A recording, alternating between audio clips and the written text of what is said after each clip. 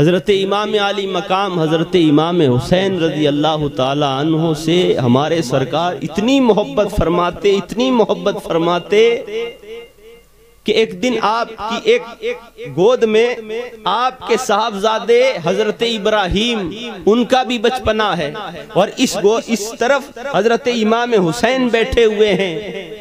आप दोनों से प्यार कर रहे हैं। एक तरफ तो आपके बेटे हैं और एक तरफ आपकी बेटी हजरत फातिमतुज़ ज़हरा के बेटे हजरत इमाम हुसैन हैं। आप दोनों से मोहब्बत कर रहे थे, दोनों को चूम रहे थे।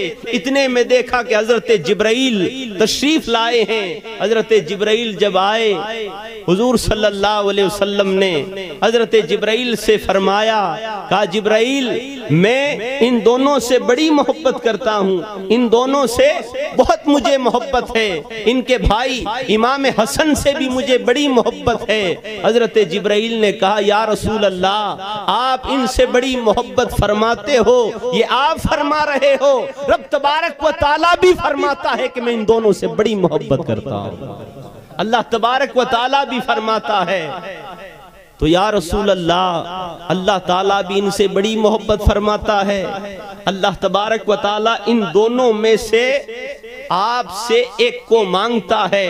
आप अल्लाह ताला की बारगाह में किसको दे देना चाहते हो, किसे अल्लाह की राह में, किसे अल्लाह की बारगाह में कुर्बान कर देना चाहते हो। तो हुजूर सल्लल्लाहु अलैहि वसल्लम आपकी अब मोहब्बत देखो। आपने कहा कि मैं अगर हुसैन को दे दूं तो मेरी बेटी फातिमा रोएगी और मैं मेरी फातिमा का रोना मुझसे देखा नहीं जाता है और मैं ये गवारा नहीं कर सकता कि मेरे देखते फातिमा की आंखों में आंसू आए। ए जिब्राइल मैं मेरे बेटे इब्राहीम को पेश करता हूँ। आपने अपने बेटे का कह दिया, अपने साहबजादे का कह दिया। और रिवायत में आया कि 3 दिन बाद हजरत इब्राहीम आप विसाल फरमा जाते हैं। 3 दिन बाद हमारे सरकार इमाम हुसैन से कितनी मोहब्बत करते हैं, आपकी वालदा से हजरत फातिमा से कितनी मोहब्बत करते हैं। और एक दिन जब आपको अपने बेटे इब्राहीम की जब याद आई, हुजूर सल्लल्लाहु अलैहि वसल्लम ने अपने बाजुओं को फैलाया और कहा कि हुसैन आओ, मुझे आज मेरे इब्राहीम की याद आ रही है, आओ तुम मेरे सीने से लग जाओ। हजरत इमाम हुसैन जब सीने से लगे, हुजूर ने आपकी पेशानी को बोसा दिया और कहा कि हुसैन मैंने तुझ पर मेरे इब्राहीम को कुर्बान किया है, आज मुझे उसकी याद बड़ी सता रही है। इतना कहना था। हजरत इमाम हुसैन बचपने के आलम में कहते हैं, नाना आपने मुझ पर अपना एक बेटा कुर्बान किया है, अरे वक्त आ लेने दो, करबला की धरती होगी और मेरा सारा घर आपके नाम पर कुर्बान कर दूंगा। आप बस वो वक्त आ लेने दो, हुसैन अपना पूरा घर आप पर कुर्बान कर देगा। और जमाने ने देखा कि जब वो वक्त आया, 60 हिजरी जब आई, जिसके बारे में सरकार फरमाते थे कि 60 हिजरी से पनाह मांगो, इसलिए कि 60 हिजरी के अंदर कुछ ऐसे जवान होंगे जिनकी वजह से मेरी अहले बैत का खून बहाया जाएगा। 60 हिजरी का जब वक्त आया तो क्या हुआ, हजरते अमीर माविया ये हुजूर सल्लल्लाहु अलैहि वसल्लम के सहाबी हैं और वो सहाबी हैं जो कातिबे वही हैं, यानी कि ये कुरान लिखा करते थे। और आपने भी इस्लाम के खातिर ऐसी ऐसी जंगें लड़ी है और आपके लिए हुजूर सल्लल्लाहु अलैहि वसल्लम ने आपकी शान, आपकी अजमत अपने सहाबा में बयान की है। वो हजरत अमीर माविया, आपकी जब हुकूमत थी इराक पर, पूरे अरब पर आपकी हुकूमत थी, मगर आपका जो बेटा था यजीद, वो शुरू से ही उसकी जो सोबत थी, उसकी जो लाइन थी वो अलग ही थी। एक सहाबी के ये सहाबी का ये बेटा है, मगर होता ये है कि अल्लाह ताला की ये हिकमत है कि वो नेकों के यहाँ बद पैदा कर देता है और बदों के यहाँ नेक पैदा कर देता है। काफिरों के यहाँ पर अल्लाह ताला मोमिन पैदा कर देता है और मोमिनों के घर में काफिर पैदा कर देता है। अल्लाह तबारक व ताला की जात, अल्लाह तबारक व ताला की ये शान है कि वो मुर्दों से जिंदा कर देता है और जिंदों से मुर्दे निकाल देता है। ये अल्लाह ताला की शान है। तो यजीद हजरत अमीर माविया का बेटा था, मगर ये अपने वालिद से छुप छुप कर ऐसे काम किया करता था जो शरीयत और दीन और इस्लाम के खिलाफ थे। ये ऐसे काम करता था और इसको ये ख्याल था कि मेरे वालिद कब इंतकाल करें और मैं इनकी कुर्सी पर बैठ जाऊं। उसका ये इंतजार था, इसलिए कि आपकी हुकूमत पूरे अरब पर थी, इराक पर थी। हजरत अमीर माविया आप जब विसाल कर गए, आपका जब इंतकाल हो गया, तो ये झट से इसने अपनी हुकूमत का ऐलान कर दिया। मैं आपको ये मतलब के शॉर्ट में समझाना चाहता हूं और ऐसे जैसे कि कोई पढ़ा रहा हो, ताकि आपके समझ में आए कि हुआ क्या था। ये तख्त पर बैठ गया और इसने हुकूमत का ऐलान कर दिया। अब इस यजीद के सामने इसे खौफ और खतरा क्या था? इसको खतरा था कि मेरे काम तो ऐसे हैं कि मैं शराब पीने वाला, औरतों को नचवाने वाला, जुआ खेलने वाला, बंदरों का खेल देखने वाला, यानी कि उसका हाल ये था। शुरू में अपने वालिद से छुपकर ये काम करता था और जब तख्त पर बैठ गया, अब इसने कहा कि अब मैं ये काम खुलकर नहीं कर सकता, इसलिए कि अभी शहर मक्का में और शहर मदीना के अंदर हुजूर सल्लल्लाहु अलैहि वसल्लम के कुछ सहाबा मौजूद हैं और मेरे काम ऐसे। और जब तक ये जो मक्का और मदीना के अंदर जो बड़े बड़े मोतबर जो लोग हैं, जिनमें हजरते अब्दुल्ला बिन जुबैर हैं, हजरते अब्दुल्ला बिन उमर हैं, हजरते इमाम हुसैन हैं, ये बड़े बड़े सहाबा मदीना के अंदर, कुछ मक्का के अंदर रह रहे थे।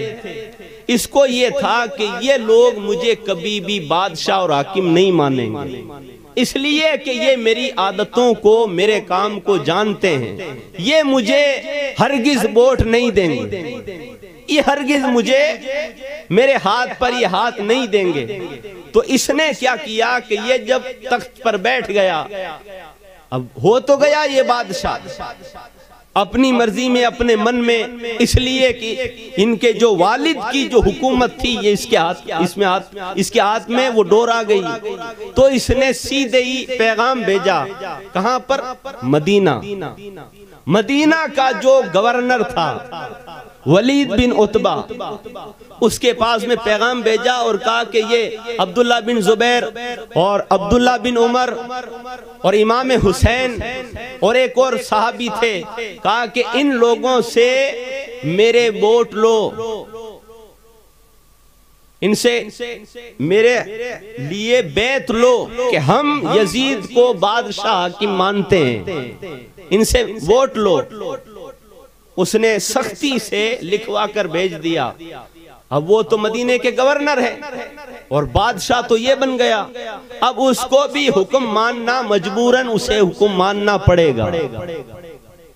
तो उसने इन चारों बुजुर्गों को, हस्तियों को अपने गवर्नर हाउस के अंदर पैगाम भेजा, कहा कि मेरे पास में आओ। और जब पैगाम भिजवाया तो ये बुजुर्ग हस्तियां उस वक्त मस्जिद नबवी में बैठी हुई थी। जब सिपाही गया और उसने जाकर कहा कि तुम्हें गवर्नर मदीना का पैगाम आया है कि तुम जल्दी से जल्दी वहां पर पहुंचो, बहुत जरूरी तुमसे बात करनी है। तो वो सहाबा इमाम हुसैन और हजरत अब्दुल्ला बिन जुबैर ये समझ गए थे और उन्होंने कहा कि शायद आज तक कभी ऐसा नहीं हुआ है कि गवर्नर मदीना ने हमें इस तरीके से अपने पास में बुलाया हो ना हो हजरत अमीर माविया का विसाल हो गया। ये बातें हो ही रही थी, इतने में पैगाम भी आ गया। कहा कि अमीर माविया विसाल फरमा गए हैं और यजीद तख्त पर बैठ गया है और वो अब तुमसे बैत मांग रहा है। तुम अब बैत दो उसको, उसके हाथ पर बैत करो, उसे मानो, उसे वोट दो कि हाँ हम यजीद को बादशाह और हाकिम मानते हैं। अब उन तीनों चारों साहबा ने मशवरा किया कि क्या किया जाए। अभी गवर्नर मदीना का पैगाम आ गया है, अब हमें पहुंचना है। उस सिपाही से तो कह दिया कि चलो अभी हम आते हैं। हजरत अब्दुल्ला बिन जुबैर वहां से आप उठकर चले गए। अब्दुल्ला बिन उमर ये भी तशरीफ ले गए। इन्होंने कोई बात नहीं की और ये लोग मदीना से चले गए, किसी से कोई बात नहीं कही। हजरत इमाम हुसैन आप तो देखो कि आप अपने साथ में अपने 40 या 60 अपने रुफका को, अपने साथियों को साथ लिया और गवर्नर मदीना के वहां पर पहुंचे और अपने उन साथियों को बाहर खड़ा किया और कहा कि तुम बाहर ठहरो, मैं अंदर जाकर वलीद से बात करता हूं कि उसने हमें क्यों बुलाया है और ये क्या बात करना चाहता है। तो आपने कहा कि जब मैं इतनी देर मुझे लग जाए या कुछ तुम आवाज बुलंद होती हुई सुनो तो जल्दी से अंदर आ जाना। वो बाहर खड़े गए, आपके जो साथी थे सारे बाहर खड़े रहे, आप अंदर गए। वलीद ने आपको जाते ही आपको सलाम किया। वो जो गवर्नर मदीना था वो अहले बैत का मुहिब था, अदब करने वाला था। उसने सलाम किया और आपसे दूसरी बात उसने ये कही, कहा कि अमीर माविया विसाल फरमा गए। आप समझ गए। आपने कहा कि यजीद तख्त पर बैठ गया, कहा कि हाँ, और उसने आपसे बैत मांगी है।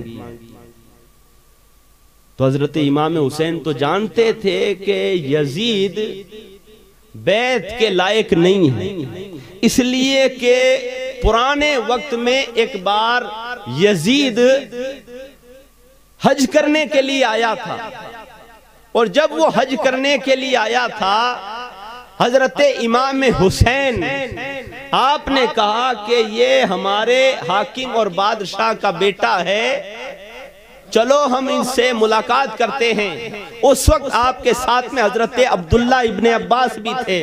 ये दोनों हस्तियां जब वहां पर पहुंची, कहां? जहां पर यजीद का खेमा लगा हुआ था, जहां पर यजीद बैठा हुआ था, उसके साथ और उसके दोस्त बैठे हुए थे। आप जब उस खेमे के पास गए तो हजरत अब्दुल्ला बिन अब्बास को तो बाहरी सिपाहियों ने रोक लिया और कहा कि इमाम हुसैन अंदर आ सकते हैं। हजरत इमाम हुसैन जब आप अंदर दाखिल हुए तब आपने देखा कि अंदर खेमे के अंदर कुछ ऐसी अजीब बू आ रही है, जिस बू और बदबू की वजह से इमाम हुसैन ने अपने नाक पर हाथ रख लिया।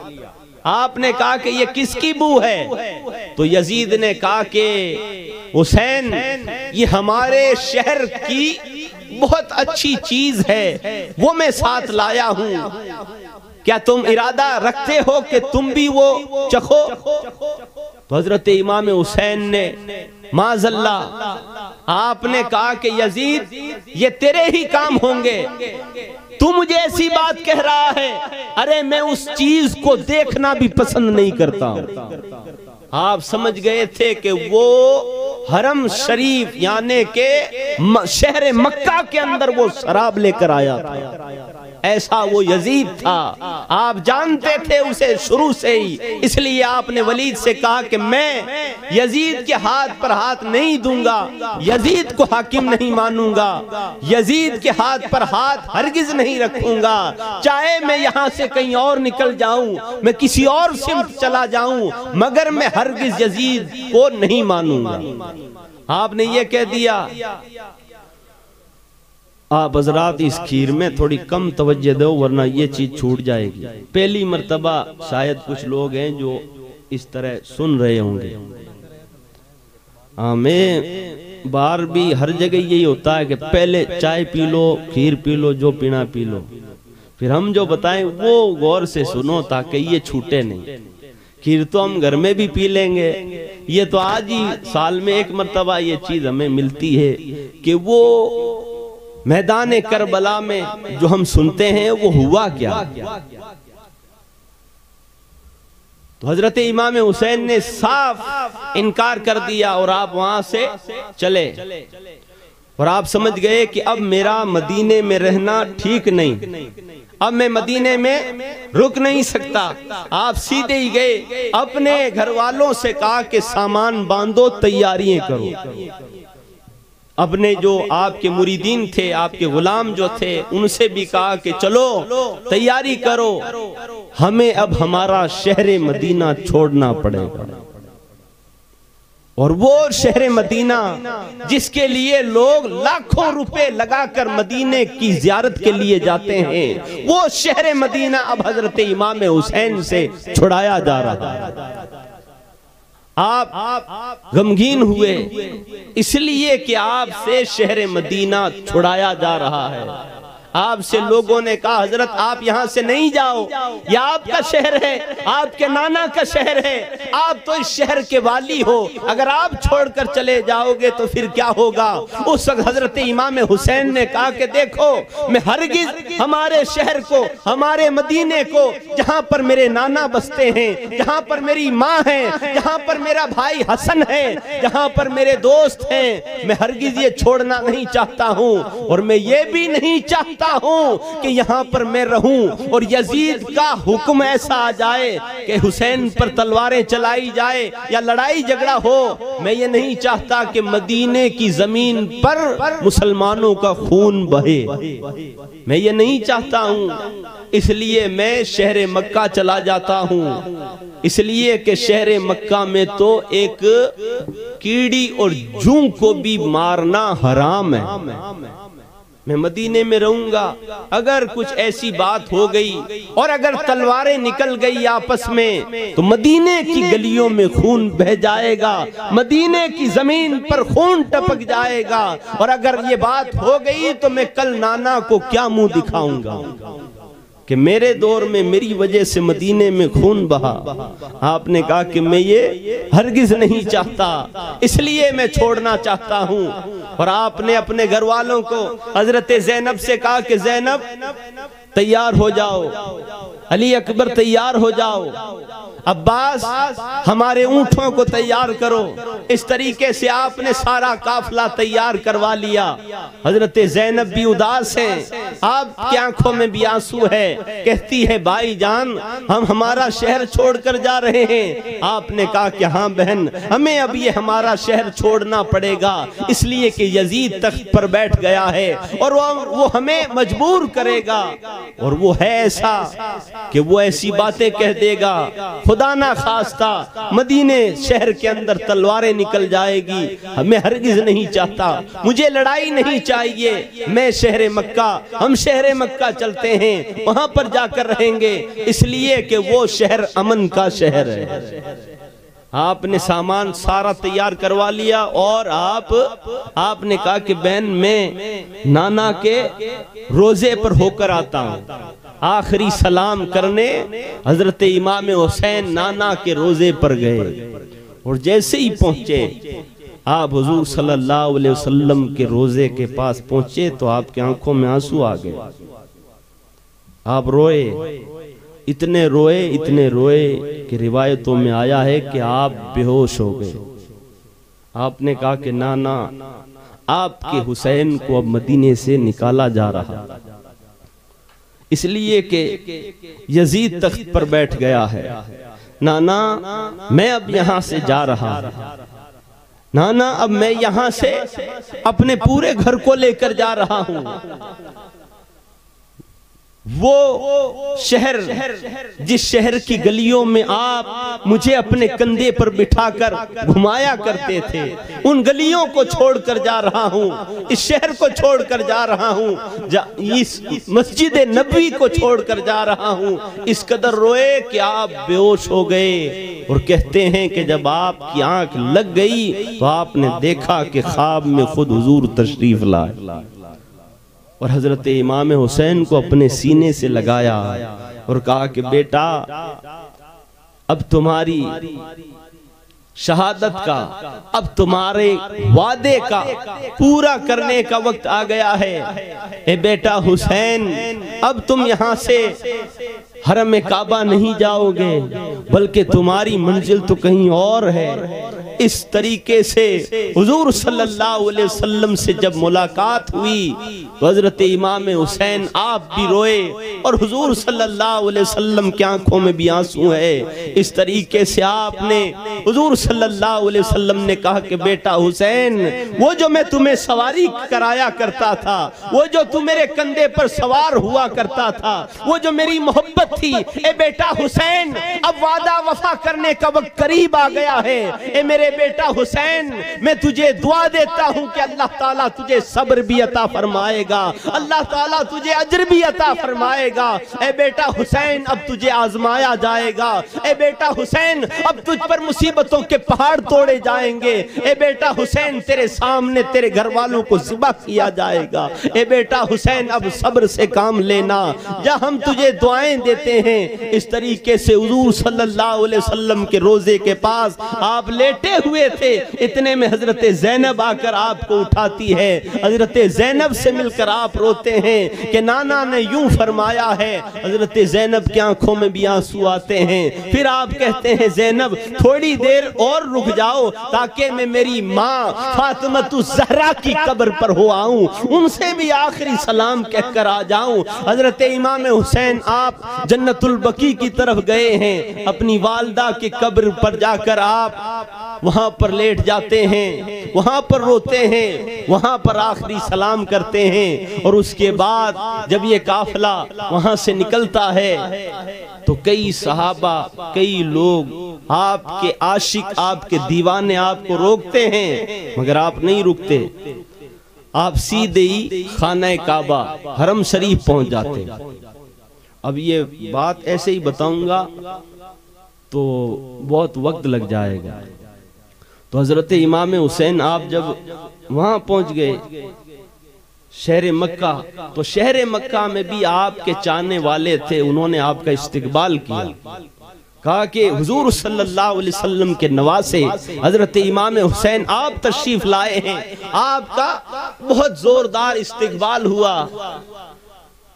और आपने कहा कि मैं अब यहीं पर रहूंगा।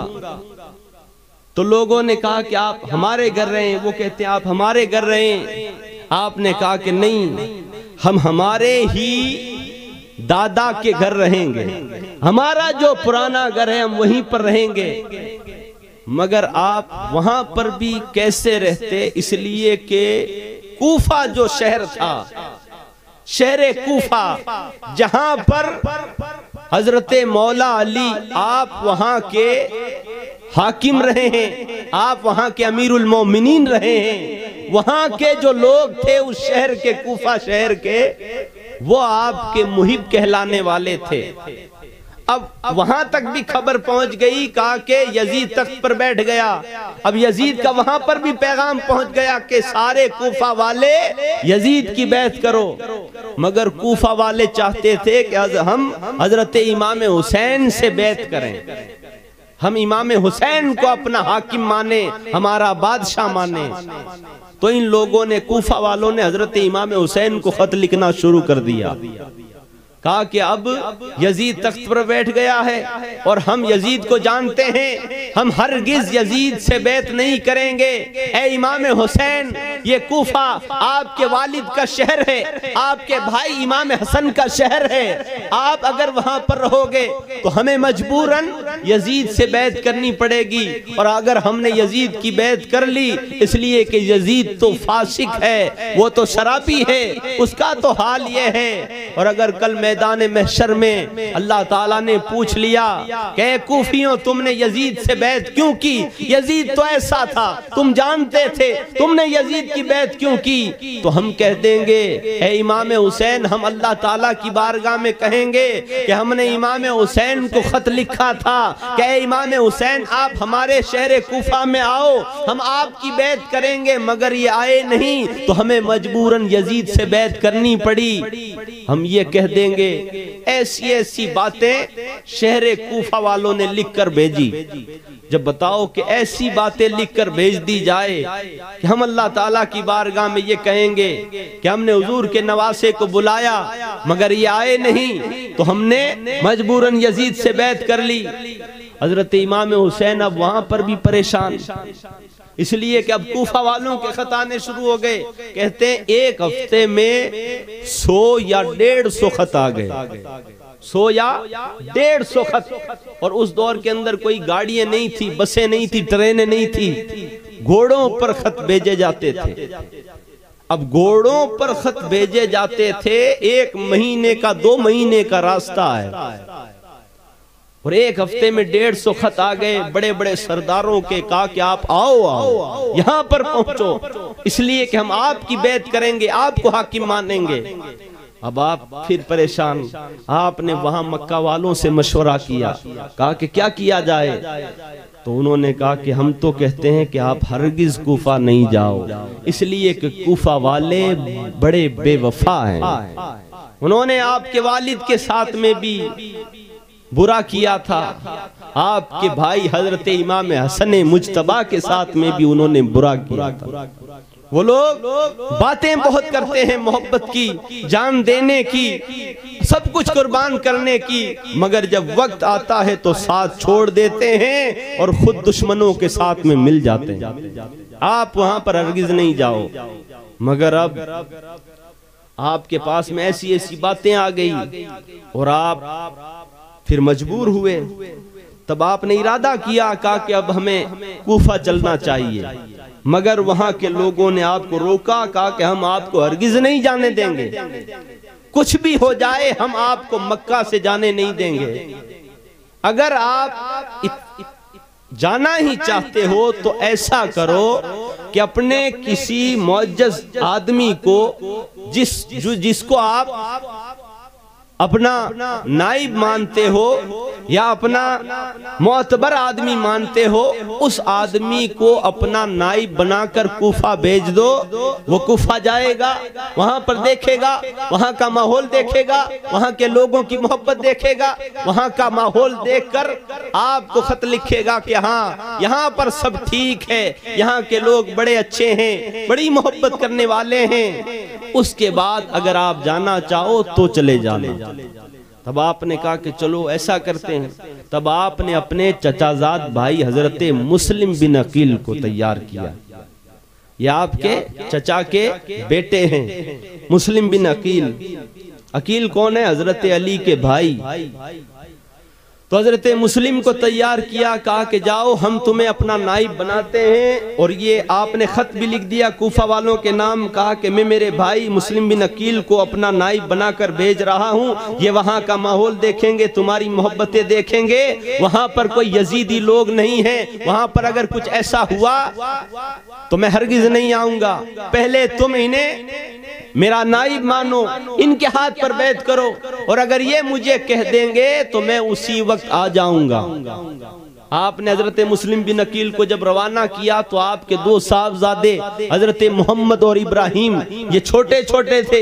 इन्होंने कहा कि बाबा आप जा रहे हो, हमें यहाँ पर तन्हा छोड़कर चले जाओगे, हमें भी अपने साथ में ले जाओ। वहाँ पर आप लोगों के घरों में जाओगे, आपकी वहाँ पर बड़ी इज्जत होगी, और हम यहाँ पर क्या करेंगे, हमें आपकी याद सताएगी। बाबा हमें भी अपने साथ में ले जाओ। हजरत मुस्लिम बिन अकील ने अपने उन दोनों साहबजादों को भी साथ ले लिया और आप चले गए। और जब शहर कूफा में पहुंचे तो कूफा वालों ने आपकी बड़ी इज्जत की। चंद ही दिनों के अंदर 40,000 लोगों ने बैत कर ली। चंद ही दिनों में, और आपकी दावतें होने लगी इस घर में उस घर में। बड़े बड़े सेठ थे, बड़े बड़े लोग थे, बड़े बड़े सरदार थे, उन्होंने आपकी इज्जत की, आपको फूल पहनाए गए, आपके हाथ चूमे गए, आपकी जूतियां चूमी गई। जब हजरत मुस्लिम बिन अकील ने देखा कि अरे लोग, यहाँ के लोग तो बड़ी मोहब्बत करने वाले हैं, बड़ी इज्जत करने वाले हैं, आपने चंद दिनों के बाद हजरत इमाम हुसैन को खत लिख दिया, कहा कि भाई जान यहाँ का बहुत अच्छा माहौल है, यहाँ के लोग बड़ी मोहब्बत करने वाले हैं, आप जितना जल्दी हो सके मेरा खत देखते ही आ जाओ। आपने ये खत लिखा और शहर कूफा के अंदर क्या हुआ कि कूफा शहर के अंदर यजीद के कुछ छोड़े हुए जासूस थे। उन्होंने सारा माहौल देखा कि इमाम हुसैन ने अपने भाई मुस्लिम को भेजा है, तो उन्होंने क्या किया, एक खत लिखा यजीद के नाम, और यजीद को खत भेजा और कहा कि यजीद तू तो ख्वाबे गफलत में पड़ा रहे, तू तो ख्वाबों के अंदर सोचता रहे कि मैं बादशाह बनूंगा, मैं ये बनूंगा, मैं इस कदर बनूंगा।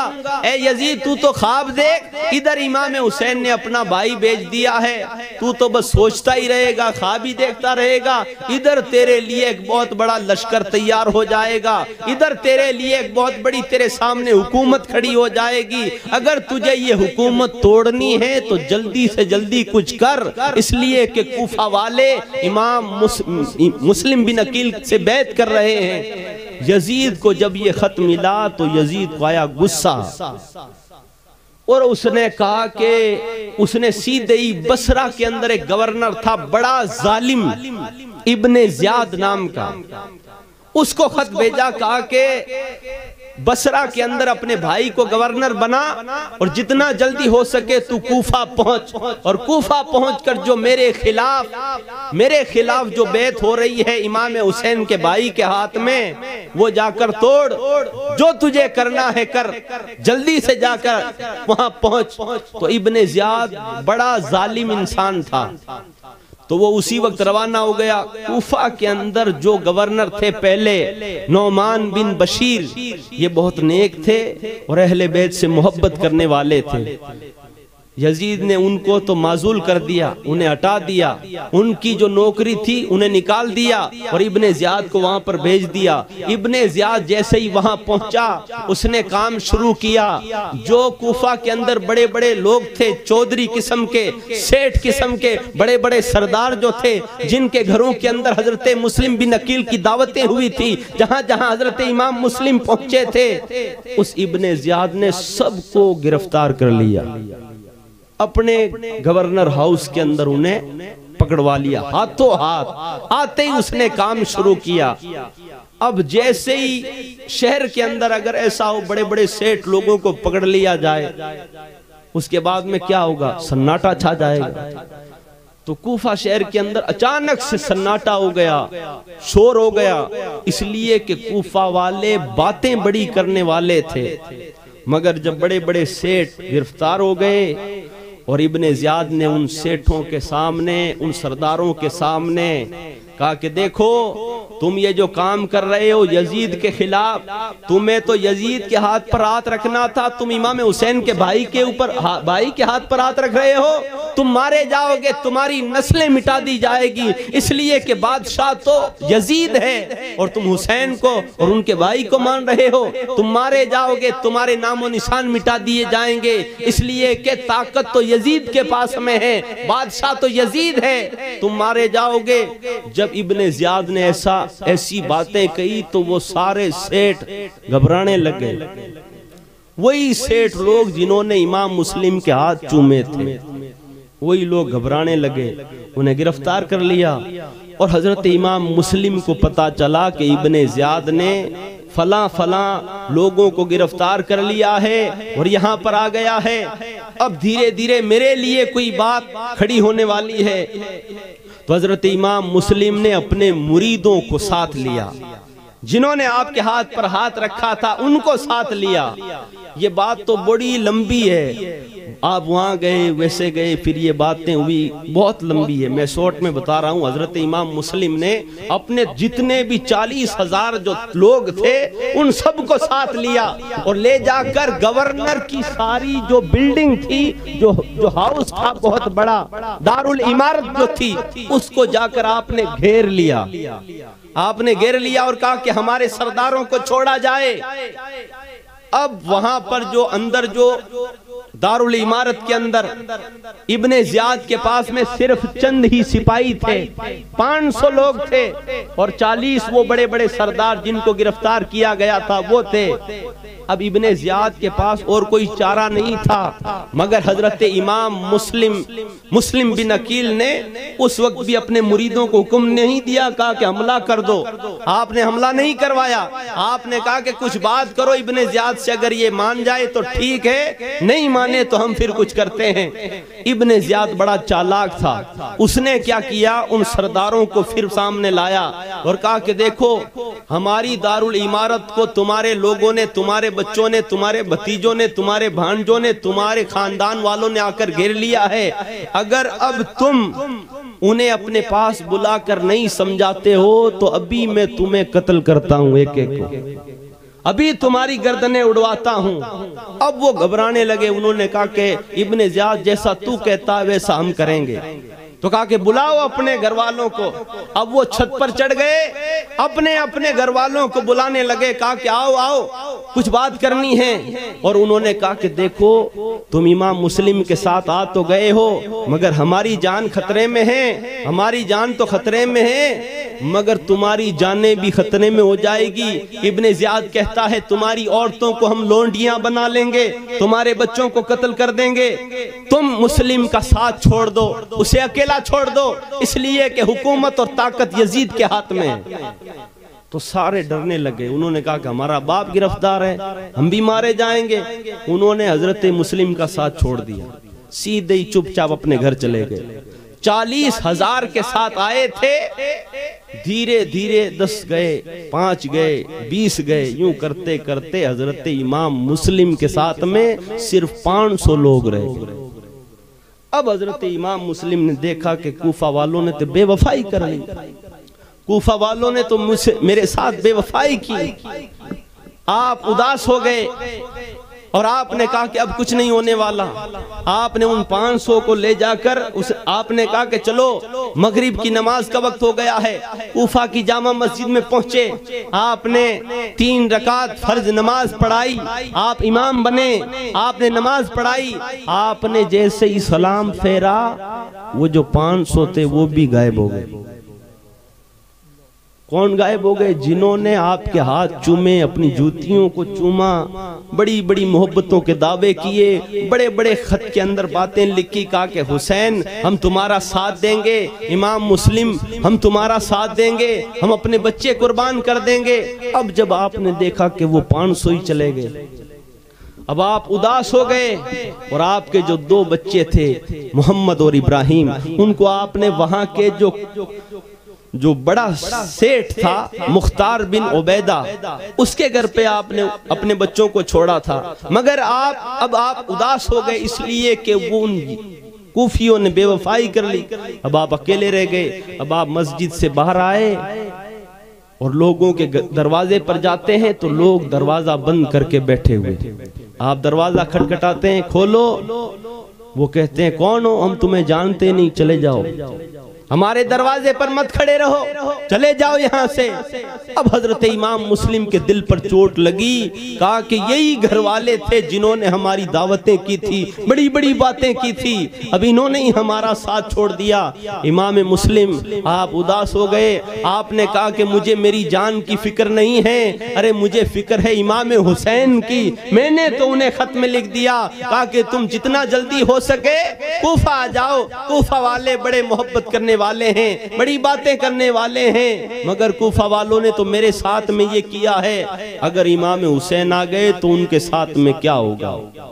आप रोते रोते, आप उदास हालत में कूफा की गलियों में रात के वक्त घूम रहे थे, सबके दरवाजे बंद थे।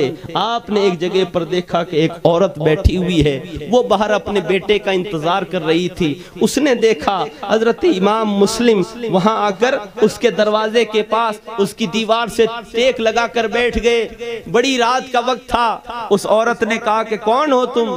तो इमाम मुस्लिम ने कहा कि बहन, मुझे बड़ी प्यास लगी है, पानी लाकर पिला दो। तो वो औरत अपने घर में गई, पानी का प्याला लाई, आपको दिया। आपने पानी पिया और वहीं पर बैठ गए। उस औरत ने कहा कि अरे तुमने पानी पी लिया? कहा कि हाँ। कहा अब यहाँ से जाते क्यों नहीं हो? आगे जाओ, तुम्हारी कहाँ मंजिल है? अपने घर जाओ, अपने बीवी बच्चों के पास जाओ, यहाँ क्या कर रहे हो? रात का वक्त है, तुम मेरे दरवाजे पर बैठ गए। तो हजरत इमाम मुस्लिम की आंखों में आंसू आ गए। आपने कहा कि बहन मैं कहाँ जाऊं? तो उसने कहा कि तुम कौन हो? तो कहा कि मैं इमाम मुस्लिम का भाई हूँ, इमाम हुसैन का भाई हूँ, मैं मुस्लिम बिन अकील हूँ। इतना आपने कहा तो उस औरत ने कहा कि अरे आप मुस्लिम बिन अकील? और मैंने सुना कि आपके साथ में कूफा वालों ने बड़ी बेवफाई की। आपकी पहले तो जब आप आए 40,000 ने आपकी खिदमत की, आपसे बैत की, मगर अब आपके लिए दरवाजे बंद कर लिए। कूफा वालों ने बहुत बुरा किया आपके साथ। आपने भी कहा कि हाँ बहन, मुझे मेरी फिक्र नहीं है, मेरे उनकी फिक्र है कि कहीं हुसैन इधर नहीं आ जाए। अगर हुसैन इधर आ जाएंगे तो उनके साथ में क्या होगा? मुझे मेरी जान की फिक्र नहीं है। आपने ऐसी जब बातें कही तो उस औरत ने कहा कि आप भूखे होगे, आप चलो मेरे घर के अंदर चलो। वो औरत जल्दी से अपने घर में गई, एक कमरा साफ किया, एक चटाई बिछाई, आपको बिठाया, आपको पानी पेश किया, आपके सामने खाना लाकर रखा। मगर अब आपको खाना कैसे आप खाना कैसे खाएं? अब आपको फिक्र हो रही है, इमाम हुसैन की फिक्र हो रही है, अपने बेटे मोहम्मद और इब्राहिम की फिक्र हो रही है। आपने कहा कि बहुत बुरा हुआ है। वो औरत भी बड़ी परेशान। और उधर इब्ने ज़ियाद ने ऐलान करवा दिया, कहा कि जिस किसी ने भी इमाम मुस्लिम को अपने घर के अंदर पनाह दी होगी उसको मार दिया जाएगा, कत्ल कर दिया जाएगा।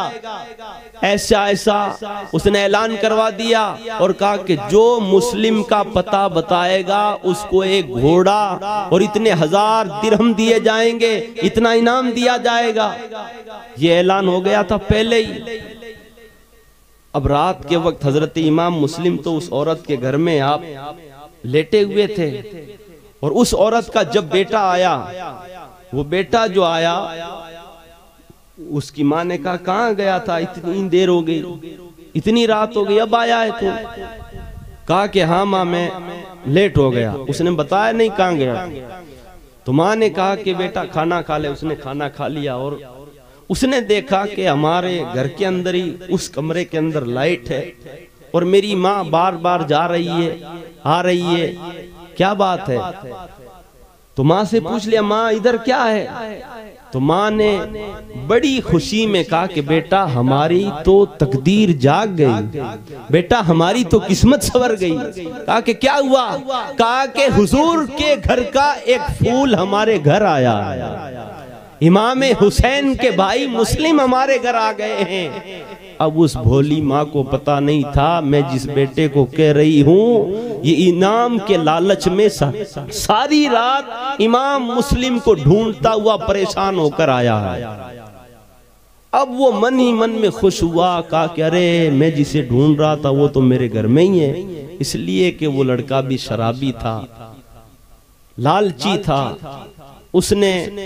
उसने बहाना करके सो गया। अब वो सोया तो उसे नींद कहां से आए? उसका इनाम तो उसके घर के अंदर रखा हुआ है। सारी रात वो सोचता रहा, सुबह होते ही जाऊंगा, इब्ने ज़ियाद को खबर करूंगा, इब्ने ज़ियाद को इसको हवाले करूंगा, मुझे इतना इनाम मिल जाएगा। सारी रात सोचता रहा।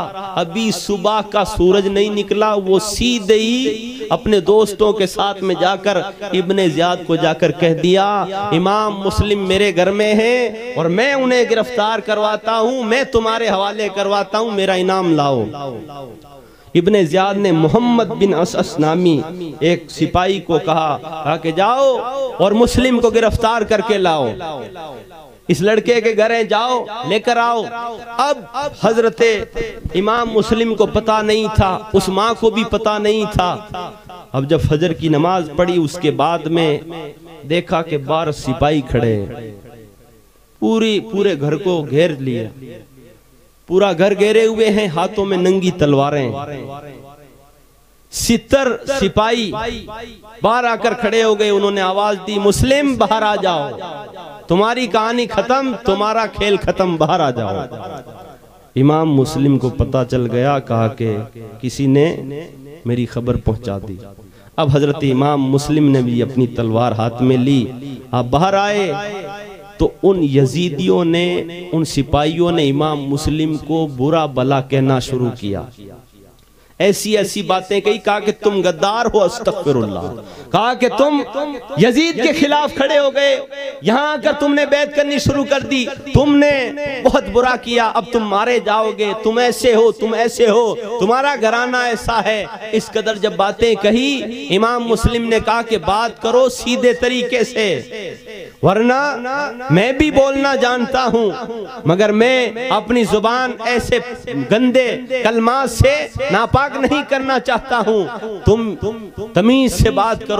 जब आपने ये कहा तो उन जालिमों ने आप पर तीर चलाया, आपसे कहा कि बाहर आ, तू तेरी ताकत देखते हैं। इस कदर उन सिपाहियों ने बुरा भला कहा तो आपको भी गुस्सा आया, आप बाहर आ गए। अब उन यजीदियों ने, उन सिपाहियों ने आप पर हमला शुरू कर दिया, तलवारें चला रहे हैं, कोई तीर चला रहा है, वो छतों पर चढ़कर तीर चला रहे हैं। इमाम मुस्लिम आपने भी फिर तलवार के वार करने शुरू कर दिए, और जब आप लड़ने लगे तो वो 70 के 70 ये समझ रहे थे कि हमने इस हाशमी शेर को छेड़कर बहुत बड़ी गलती कर ली।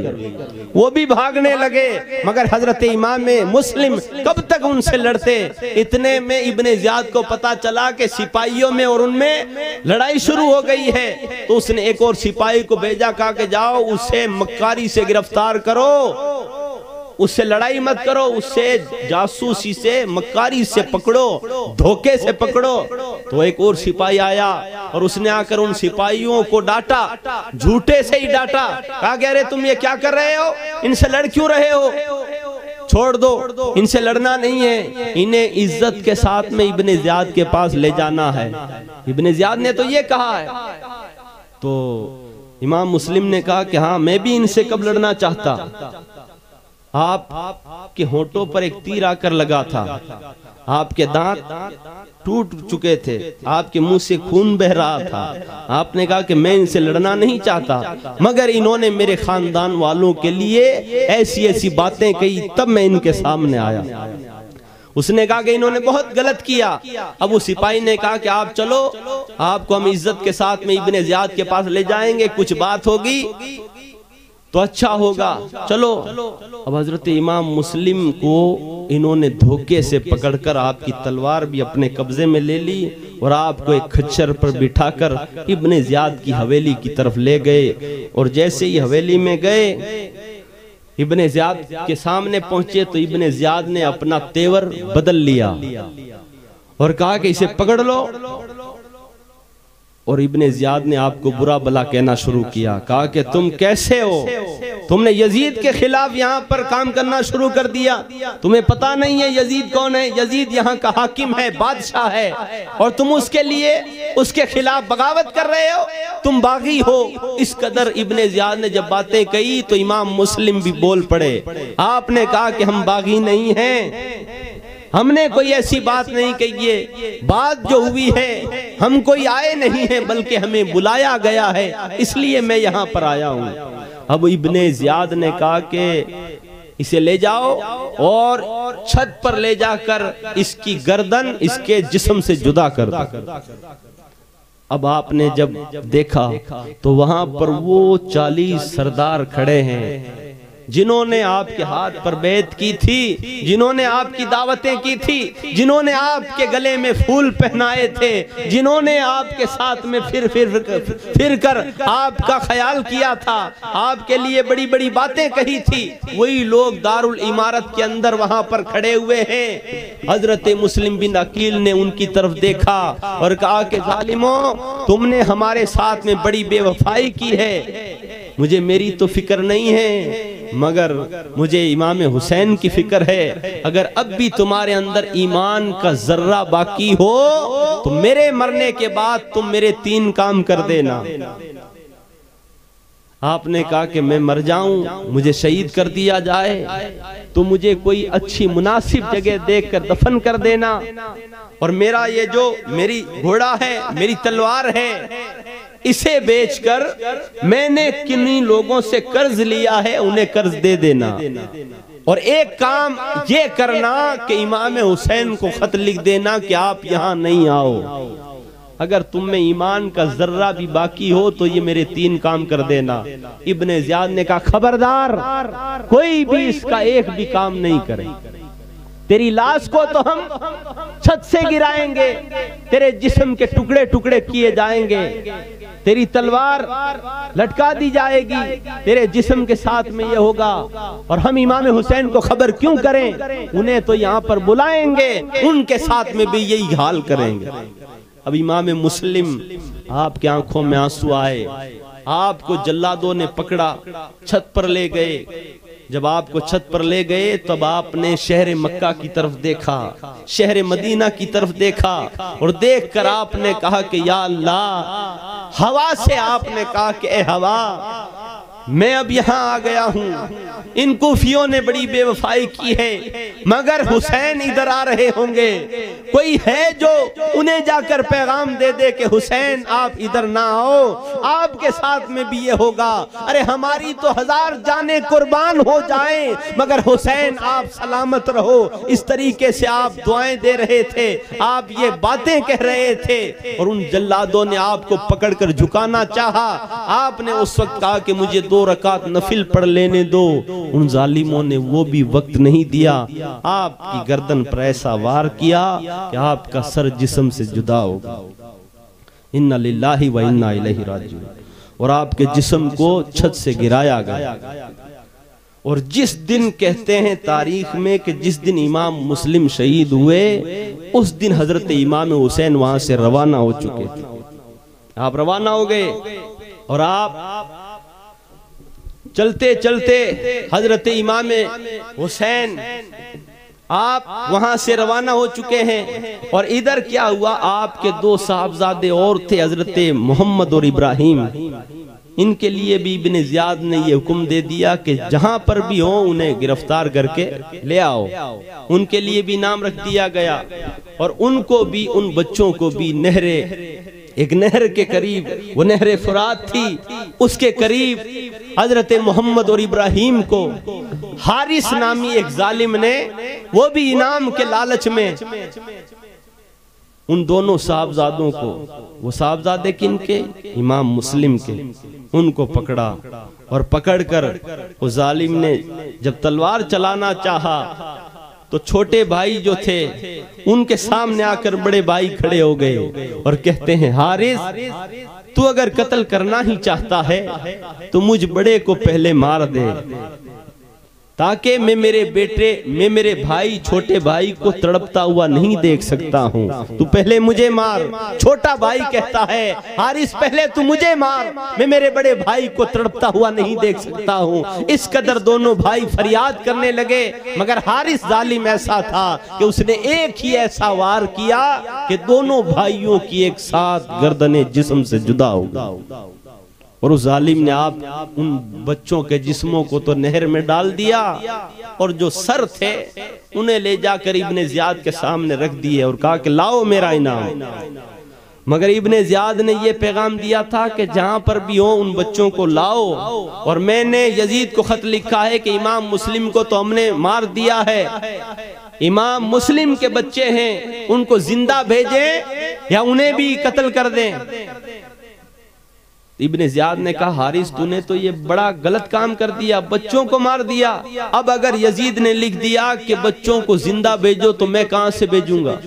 इब्ने ज़ियाद को गुस्सा आया। इब्ने ज़ियाद ने अपने जल्लादों से कहा, इस हारिस को भी मार दो। उस जालिम का वहीं पर ऐसा हश्र हुआ, वहीं पर जहन्नम में पहुंचा।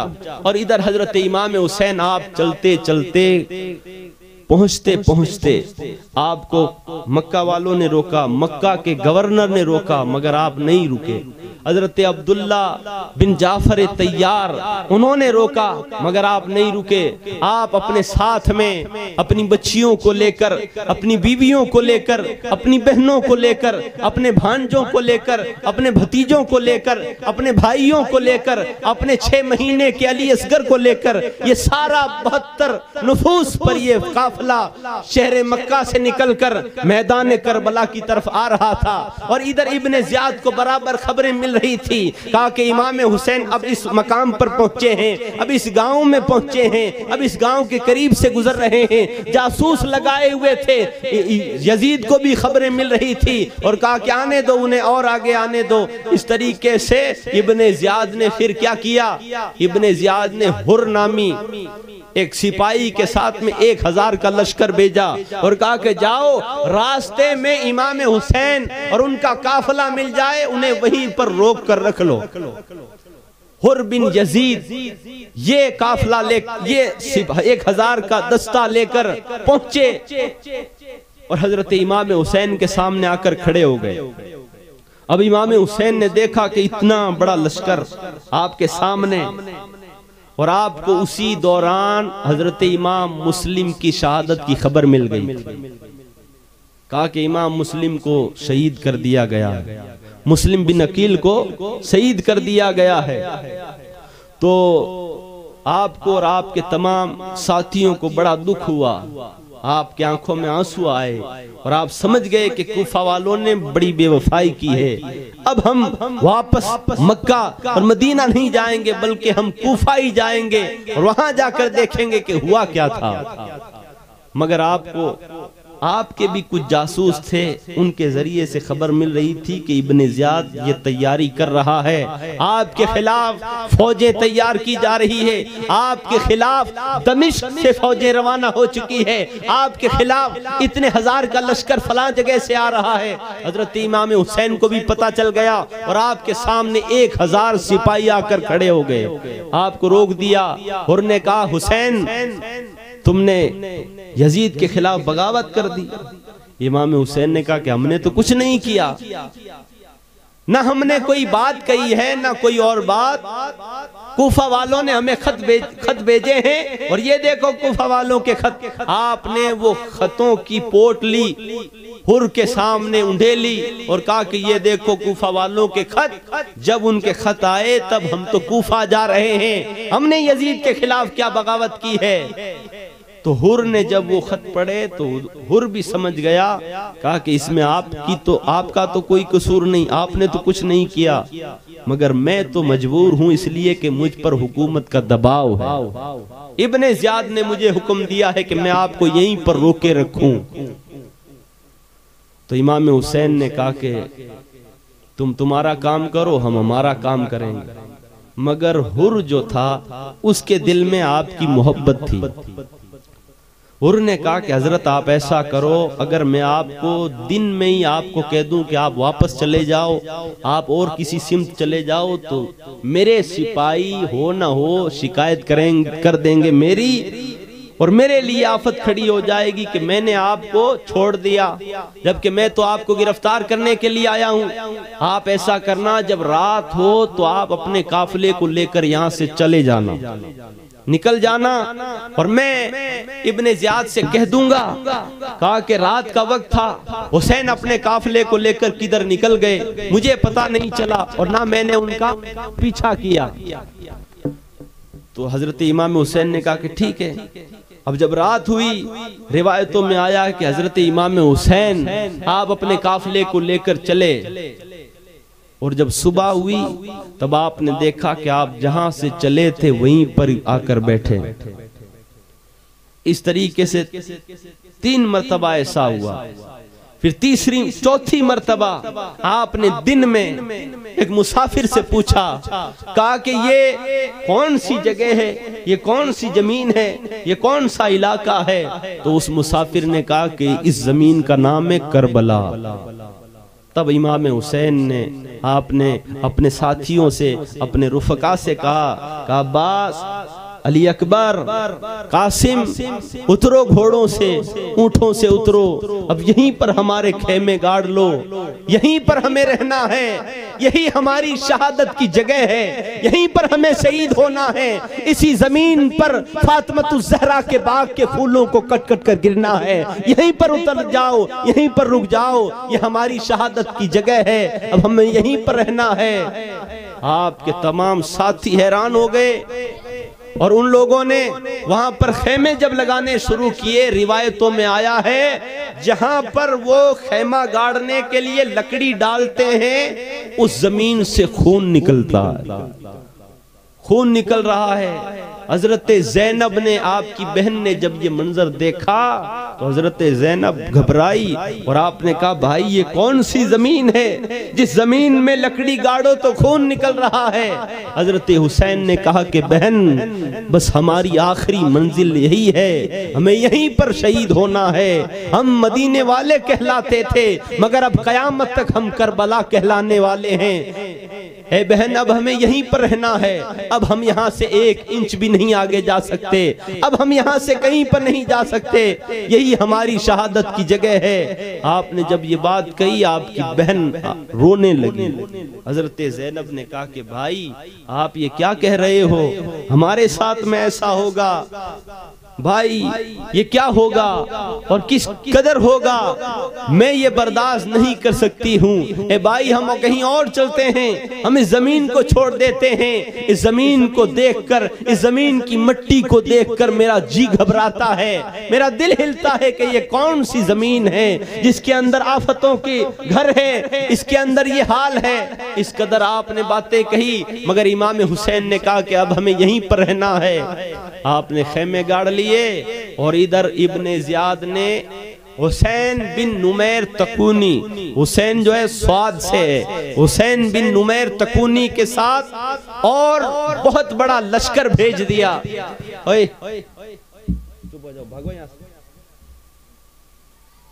दुरूद पाक पढ़ लीजिए, अल्लाहुम्मा सल्ली अला सय्यिदिना मौलाना मुहम्मदिन अब्दुल। आपके सामने पे दर पे सिपाही आकर, फौजें आकर आपके सामने आकर खड़ी हो गई। यूं करते करते 22,000 सिपाही आकर खड़े हो गए और एक रिवायत में 28,000 आपके सामने सिपाही यजीदी फौज आकर खड़ी हो गई।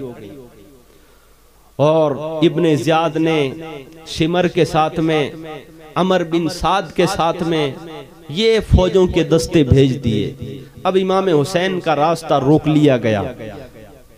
आप 3 मुहर्रमुल हराम को, 3 तारीख को करबला के मैदान में पहुंच गए थे। 3 दिन तक तो हजरत हुर बिन यजीद रियाई से बातें होती रही थी और 3 दिनों के अंदर फौजें आ रही थी। और 7वें दिन इब्ने ज़ियाद ने पैगाम भेज दिया, कहा कि इमाम हुसैन को अब वहां से जाने नहीं देना है और उनके लिए नहर फुरात का पानी भी बंद कर दो। वहां नहर बह रही थी, मीठे पानी की नहर, वहां पर यजीदी लश्कर में से 4000 सिपाही अमर बिन साद ने वहां पर सिपाहियों को खड़े कर दिया। 2000 तो घोड़ों पर है, 2000 पैदल हैं। वहां पर नहरे फुरात पर सिपाही खड़े हो गए, कहा कि हुसैन को पानी नहीं देना। 7 मुहर्रम को आपके लिए पानी बंद कर दिया गया। अब हजरत इमाम हुसैन ने उन यजीदियों के सामने जाकर कहा कि तुम ये क्या कर रहे हो, तुमने हमारे लिए पानी बंद कर दिया, ना मेरे पास में कोई फौज है ना कोई सिपाही है। अरे हम तो कूफा जा रहे थे, कूफा जा रहे हैं, हम कोई लड़ने की नीयत से नहीं आए और ना हम लड़ने के लिए आए हैं। हमारे साथ में दूध पीते हुए बच्चे हैं, बच्चियां हैं, नौजवान लड़के हैं, औरतें हैं। अगर मुझे लड़ना होता तो मैं भी फौज लेकर आता, मैं भी जवान और पहलवान लेकर आता, मगर तुमने हमारे लिए ही पानी बंद कर दिया है। अमर बिन साद ने कहा कि हुसैन, अगर तुम्हें पानी चाहिए तो यजीद के हाथ पर हाथ रख दो, यजीद से बैत कर लो, यजीद को अपना हाकिम मान लो, यजीद को बादशाह मान लो। हजरत इमाम हुसैन ने कहा कि मैं जो मदीने में कह रहा था और जो मैं मक्का में कह रहा था वही मैं करबला में कहता हुआ अपनी जान दे दूंगा, मगर यजीद के हाथ पर हाथ नहीं दूंगा। मैं वही कहूंगा जो मदीने में कह रहा था। वहां पर भी यही बात हुई। अब अमर बिन साद ने कहा कि तो हुसैन कत्ल होने के लिए तैयार हो जाओ। यूं करते करते 8 मुहर्रम आज का दिन यजीदी कहने लगे तैयारी कर लो, हुसैन मरने के लिए अस्तगफिरुल्लाह तैयार हो जाओ, या तो यजीद के हाथ पर हाथ रख दो।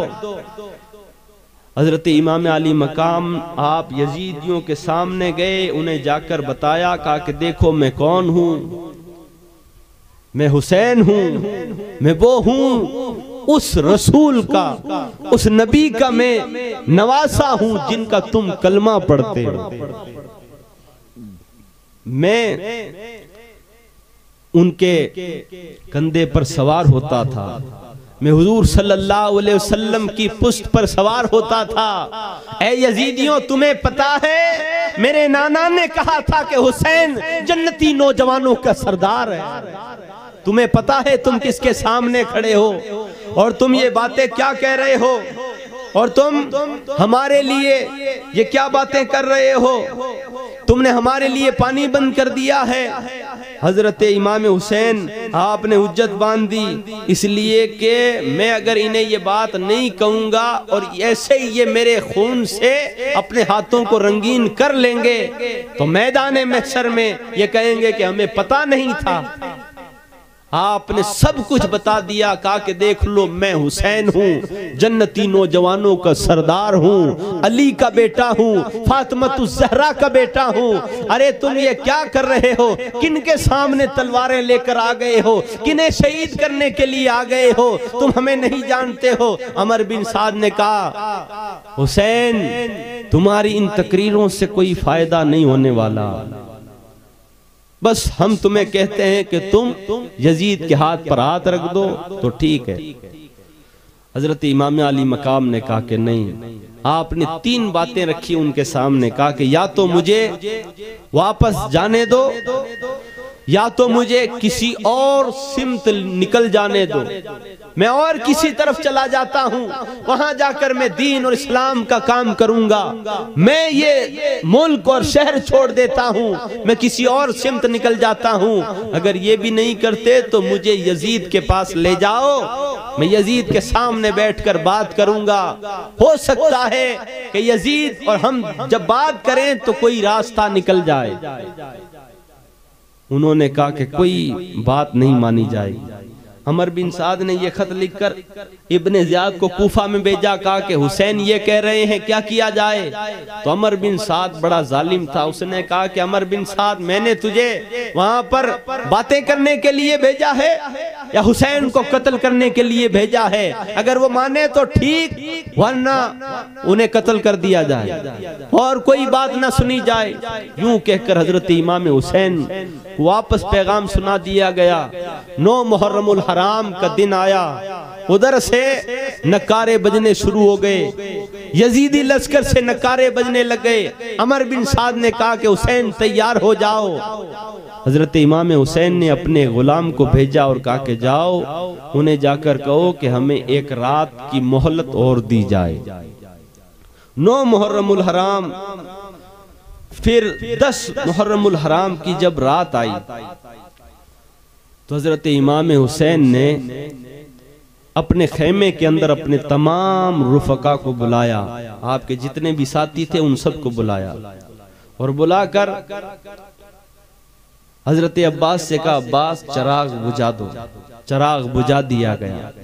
आप खड़े हुए, आपने कहा कि देखो तुम मेरे साथ, आपने अपने साथियों को बिठाकर कहा कि तुम मेरे साथ आए, तुमने मेरा यहां तक साथ दिया, मैं तुम्हारा शुक्रगुजार हूं कि तुमने मेरा यहां तक साथ दिया, मगर मैं यहां पर तुम्हें तलवारें और नेज़ों का शिकार होने के लिए नहीं लाया हूं। अब अगर तुम में से कोई यहां से जाना चाहता है तो हमने चिराग बंद कर दिया है, चुपचाप उठकर वो चला जाए। हुसैन उसके लिए कोई भी ऐसी बात नहीं कहेगा कि तुमने मुझे धोखा दे दिया है। ये यजीदी जो प्यासे हैं ये मेरे खून के प्यासे हैं, तुम्हारे खून के प्यासे नहीं हैं। इन्हें सर चाहिए तो हुसैन का चाहिए, तुम्हारा नहीं चाहिए। मैं तुम्हें इजाजत देता हूं, खुशी खुशी कहता हूं कि तुम यहां से चले जाओ। मगर कोई भी नहीं उठे। कोई उठ सकता है? इमाम हुसैन से मोहब्बत करने वाले वापस फिर सकते हैं? नहीं फिर सकते। उन्होंने कहा, सरकार आप ये क्या कह रहे हो? हम कोई दावतें खाने के लिए साथ नहीं आए हैं। अरे हम इसलिए साथ में आए हैं, ए हुसैन, जिस जगह पर तुम्हारा पसीना बहे वहां पर हमारी खून की नदियां बह जाए। हम तो इसलिए आपके साथ आए हैं। हम नहीं चाहते हैं कि हम आपको इस मैदान के अंदर तन्हे तना छोड़कर चले जाएं। ए हुसैन, अगर हमने तुम्हारा यहाँ पर साथ छोड़ दिया और आपको इन जालिमों ने शहीद कर दिया तो मैदान महशर के अंदर हम हमारे नबी को, आपकी वालदा को, आपके बाबा अली को हम क्या मुंह दिखाएंगे कि मैदान करबला का दिन था, वहां पर यजीदियों ने मेरे हुसैन को घेर लिया था और तुम उनके साथ गए थे, वापस साथ छोड़कर चले गए। ए हुसैन, हरगिज नहीं होगा। ए हमारे आका, हम तुम्हारा साथ कभी नहीं छोड़ सकते हैं। हम हमारे बच्चों को कुर्बान कर देंगे, हमारी खून की नदियां बह जाएगी। हम तो ये चाहते हैं कि हम कट जाएं, आप सलामत रह जाओ। हम फिर शहीद कर दिए जाएं, आप सलामत रह जाओ। 1000 बार हमारी जानें आप पर कुर्बान हो जाएं, बस ए हुसैन आप सलामत रहो। आपने जब अपने रुफका का इश्क देखा, मोहब्बत देखी, तब आपने कहा, आपने फिर कहा कि जाना चाहता है वो चला जाए, मगर सब ने यही कहा हुसैन हरगिज ये नहीं होगा। ए हमारे इमाम, हरगिज ये नहीं होगा कि हम तुम्हारा साथ छोड़ दें। हम तो ये चाहते हैं कि हमें आपके नाम पर कुर्बान किया जाए, फिर जिंदा किया जाए, फिर आपके लिए मारा जाए, फिर जिंदा किया जाए, फिर मारा जाए, मगर आप सलामत रहें। तो हजरत इमाम हुसैन ने कहा कि तब तैयार हो जाओ, अब तुम पर जुल्म के पहाड़ तोड़े जाएंगे। अब तुम पर इस मैदान के अंदर जुल्म और जफा की आंधी अब तुम्हारे ऊपर चलेगी। अब तुम सब्र के ऐसे पहाड़ बन जाओ कि तुम्हें अब जुल्म के ज़लज़ले भी तुम्हें ना हिला सके। इस कदर तुम मजबूत हो जाओ, सब्र का दामन और साबिर बन जाओ। अब तुम्हें यहाँ से नहीं हिलना है। जब तुमने ये वादा कर ही लिया है तो अब हुसैन तुम्हें ये भी इजाजत देता है कि अब सब्र के ऐसे पहाड़ हो जाओ कि अब तुम पर ऐसी आंधियां चलेगी, इन यजीदियों की तरफ से तुम पर ऐसा जुल्म होगा और वो जुल्म तुम्हें सहना है, तुम्हें सब्र करना है। इस कदर हजरत इमाम हुसैन ने कहा और आपने कहा कि अब कुरान की तिलावत की जाए, अल्लाह तबारक व तआला का जिक्र किया जाए।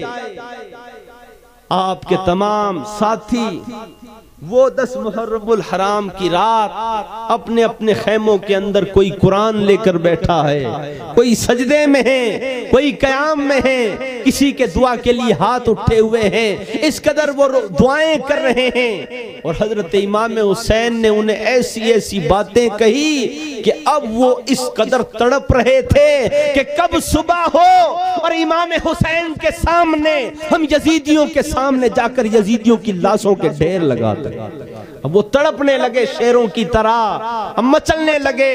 अब उन्हें शौके शहादत, जामे शहादत पीने के लिए वो तड़पने लगे, इसलिए कि 3 दिन हो गए थे, प्यासे थे, मगर हुसैन से इश्क करने वाले थे। तैयार हो गए। अब जब सुबह हुई, सुबह नहीं वही रात थी, अभी रात चल रही है हजरत इमाम अली मकाम हजरत इमाम हुसैन आप अपने खेमे के बाहर बैठे हुए आप अपनी तलवार को यूं यूं साफ कर रहे थे, तलवार को यूं हाथ फेर रहे थे। रात का वक्त था। हजरत ज़ैनब अपने खेमे से बाहर आई तो अपने भाई को एक कोने में खेमे के बाहर बैठा हुआ देखा। हजरत ज़ैनब इमाम हुसैन के पास आकर कहती है, हुसैन आप यहाँ पर बैठे हुए हो और बड़े उदास हो, क्या बात है? तो हजरत इमाम हुसैन ने कहा कि ज़ैनब मैंने अभी ख्वाब देखा कि ख्वाब में नाना तशरीफ लाए हैं और नाना ने कहा कि बेटा हुसैन अब सुबह तुम हमारे पास में आ जाओगे। ए हुसैन अब तुम्हें सब्र करना है। ए हुसैन अब तुम पर जुल्म होगा, अब तुम पर जुल्म के पहाड़ तोड़े जाएंगे। ए बेटा हुसैन मैं तुम्हारे लिए दुआ करता हूँ, अल्लाह तबारक व तआला तुम्हें सब्र अता फरमाए, तुम्हें अल्लाह ताला अपनी बारगाह से अजर अता फरमाए। ए बेटा हुसैन तुम्हें सब्र करना है, कल सुबह होते ही तुम्हारे बेटों को तुम्हारे सामने ज़िबा किया जाएगा, तुम्हारे भांजों को ज़िबा किया जाएगा, तुम्हारे भतीजों की गर्दनों पर तलवारें चलती हुई तुम्हें देखनी पड़ेगी, तुम्हारे घर वालों के ऊपर तुम्हारे घर वालों के जिस्मों पर घोड़े दौड़ते हुए नजर आएंगे। ए हुसैन बेटा हुसैन तुम्हें सब्र करना है। जब आपने ये ख्वाब सुनाया हजरत ज़ैनब से तो हजरत ज़ैनब भी रोने लग गई, आप भी रोई। और जब सुबह हुई आपने अपने बेटे हजरत इमाम अली अकबर से कहा, अकबर अली अकबर जाओ तुम हमारे काफिले के मुअज्जिन हो, जाओ फजर की अजान दो। हजरत इमाम अली अकबर आप खड़े हुए और आपने अजान पढ़ी और अजान के बाद में नमाज हुई। हजरत इमाम हुसैन ने नमाज पढ़ी और उसके बाद आपने कहा कि ये इस मैदान के अंदर हमारी आखिरी नमाज है। अब वो आपकी आखिरी नमाज थी नमाज फजर और जुमा का दिन है, 10 मुहर्रमुल हराम का दिन आ गया है। अब आपने अपने बेटे से अली अकबर से कहा कि अली अकबर जाओ तुम हमारे काफिले के तुम सिपह सालार हो, जाओ जाकर मैदान देखाओ। जो सिपाही हो जो सिपह सालार होता है वो मैदान देखा करता है कि मैदान कैसा है। जाओ अली अकबर मैदान देख कर आ जाओ। हजरत अली अकबर गए, अपनी तलवार लेकर गए और थोड़ी देर में आप आए और रोते हुए आए, रोते हुए आकर कहा, बाबा मैंने मैदान में एक अजीब मंजर देखा। इमाम अली मकाम ने कहा, अली अकबर क्या देख लिया है और क्या तुमने देख लिया है? कहा कि बाबा मैं जब मैदान देखने के लिए गया तो वहां पर मैंने देखा कि एक सफेद चादर पोश एक औरत बैठी हुई है और वो अपने एक पल्लू से करबला की जमीन को साफ कर रही है, करबला के कंकरों को हटा रही है। और जब मैंने पूछा कह रही है क्या कर रही हो, तो वो औरत ने उस बूढ़ी ने कहा कि यहाँ पर मेरा बेटा हुसैन शहीद होकर घोड़े से जमीन पर आएगा, यहाँ पर मेरा हुसैन शहीद किया जाएगा। मैं जमीन को साफ कर रही हूँ ताकि मेरा हुसैन जब घोड़े से जमीन पर आए तो उसके जिस्म को कहीं पर कोई कंकर ना चुभ जाए। तो इमाम अली अकबर ने जब ये बात बताई तो इमाम हुसैन ने कहा कि बेटा तुमने नहीं पहचाना वो कौन है? कहा कि नहीं बाबा। कहा कि वो तुम्हारी दादी हजरत फातिमातुज़ ज़हरा थी। और बेटा अब हमारी शहादत का वक्त करीब आ गया और फिर सुबह यजीदियों की तरफ से नकारे बजने शुरू हुए। अमर बिन साद ने ललकारा, उसने अपना झंडा हाथ में ले रखा था। वो यजीदी फौज का झंडा अमर बिन साद के हाथ में था। उसने कहा कि भेजो हुसैन, आओ हुसैन हमारे मुकाबले में आओ, हमारे जवान खड़े हैं और बेताब खड़े हैं तुमसे लड़ने के लिए। अब हजरत इमाम हुसैन के जो आपके जो साथी थे उन्होंने कहा कि हुजूर हमें अब इजाजत दो, ताकि हम इनसे लड़ें, हम इनके पास जाएं, हम इनसे मुकाबला करें। हम चाहते हैं कि आप सलामत रहो, हमारी जानें कुर्बान हो जाए। हजरत इमाम हुसैन ने सबसे पहले हजरत बरीर नामी आपके जो साथी थे उनको आपने इजाजत दी, कहा कि जाओ। हजरत बरीर और हजरत ज़ुहैर बिन कीन ये दो आपके रुफका मैदान के अंदर उतरे और उधर से एक सालिम नामी और एक यजीद नामी ये दो सिपाही इधर से आए और हजरत इमाम हुसैन की तरफ से हजरत बरीर और हजरत ज़ुहैर बिन कीन ये दोनों गए और अब दो का मुकाबला शुरू हो गया। हजरत इमाम आली मकाम के जो साथी थे, आपके जो रुफका थे, उन्होंने इस कदर यजीदियों से मुकाबला किया, ऐसे लड़े कि एक एक आपका गुलाम, आपका साथी अकेला जाता है मगर यजीदियों की लाशों के अंबार लगाता जाता है। इस कदर लड़े और लड़ते लड़ते आपके 50 साथी जामे शहादत नोश कर जाते हैं। एक एक की शहादत बताएं या चंद की शहादत बताएं, बहुत वक्त लग जाएगा, टाइम बहुत ज्यादा हो गया। और उसके बाद आपके 50 साथी जामे शहादत नोश कर गए और फिर बारी आई हजरत अली के बेटों की। हजरत अली के बेटे कौन? हजरत जाफर बिन अली, हजरत उमर बिन अली, अबू बकर बिन अली, उस्मान बिन अली, ये हजरत अली के बेटे थे। हजरत इमाम हसन और हुसैन हजरत फातिमा ज़हरा आपसे थे, मगर वो जो बेटे थे एक और हजरत अली की बीवी थी, उनसे वो बेटे थे। वो मैदान में गए और उन्होंने जब यजीदियों से लड़ना शुरू किया तो यजीदी समझ रहे थे कि ये जो हमारे सामने आए हैं ये कोई आम नहीं है। उन्होंने भी कहा कि हाँ हाँ यजीदियों आओ आओ आकर हमसे लड़ो, इसलिए कि तुम्हें पता चल जाए कि तुम जिनके मुकाबले में आकर खड़े हो और उनके साथ में उनकी हिफाजत के लिए, उन पर कुर्बान होने के लिए हम उनके भाई, हमारे रगों के अंदर शेर खुदा का खून दौड़ रहा है, आओ तुम आकर हमसे लड़ो। इस कदर यजीदियों से हजरत मौला अली के वो शेर आपके बेटे लड़े, कई यजीदियों को जहन्नम में पहुंचाया, मगर वो भी कब तक लड़ते रहते। 28,000 का लश्कर सामने है मगर ये 4 जा रहे हैं। अमर बिन साद कहता है तीरों का मी बरसाओ, इस कदर उन पर तीरों की बारिश होती है कि वो जख्मों से चूर चूर होकर हजरत इमाम आली मकाम के भाई शहीद होकर जमीन पर गिर जाते हैं। इस कदर फिर हजरत इमाम हसन के बेटे उनकी बारी आती है, वो आकर कहते हैं चाचा अब हमें इजाजत दो।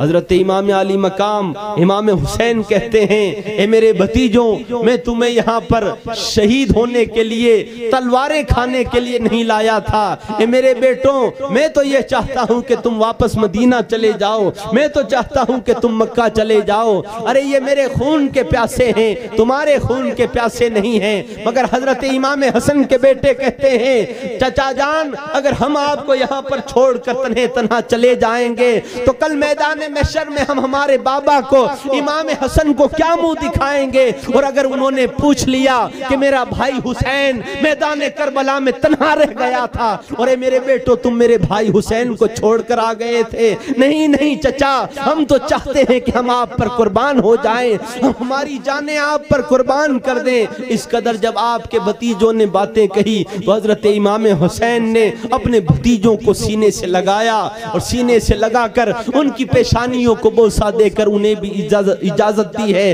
अब वो मैदान करबला में गए हैं, यजीदियों से लड़ते लड़ते, वो भी कब तक लड़ते, वो भी जख्मों से चूर चूर होकर वो भी जमीन पर आ जाते हैं, वो भी जामे शहादत नोश कर जाते हैं। और इस कदर हजरत इमाम हसन के बेटे चले जाते हैं, उनका विसाल, वो शहीद हो जाते हैं। और उनके बाद एक और बेटे जिनको हजरत इमाम कासिम कहते हैं वो आते हैं और वो आकर कहते हैं चाचा मेरे भाई चले गए हैं, अब मुझे भी इजाजत दो ताकि मैं भी जाकर अपने भाइयों से मिलूं, अपने दादा से मिलूं, अपने नाना से मिलूं और अपनी प्यास हौज़े कौसर से जाकर बुझाऊं। ए चाचा मुझे भी इजाजत दो। हजरत इमाम हुसैन हजरत कासिम को देखकर रोते हैं और कहते हैं बेटा ए कासिम मैं तुझे कैसे इजाजत दूं, तू मेरे भाई हसन का बेटा है और उसकी एक निशानी है, मैं तुझे इजाजत नहीं दूंगा। ए बेटा जिद न करो, तुम न जाओ,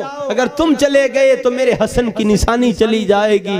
मगर हजरत कासिम नहीं मानते हैं, वो भी मैदान के अंदर उतर जाते हैं। हजरत कासिम जब जाते हैं तो हजरत कासिम आप जवान थे, 19 साल की आपकी उम्र है। आप जब मैदान में गए तो अमर बिन साद ने कहा कि इस जवान से कौन मुकाबला करेगा।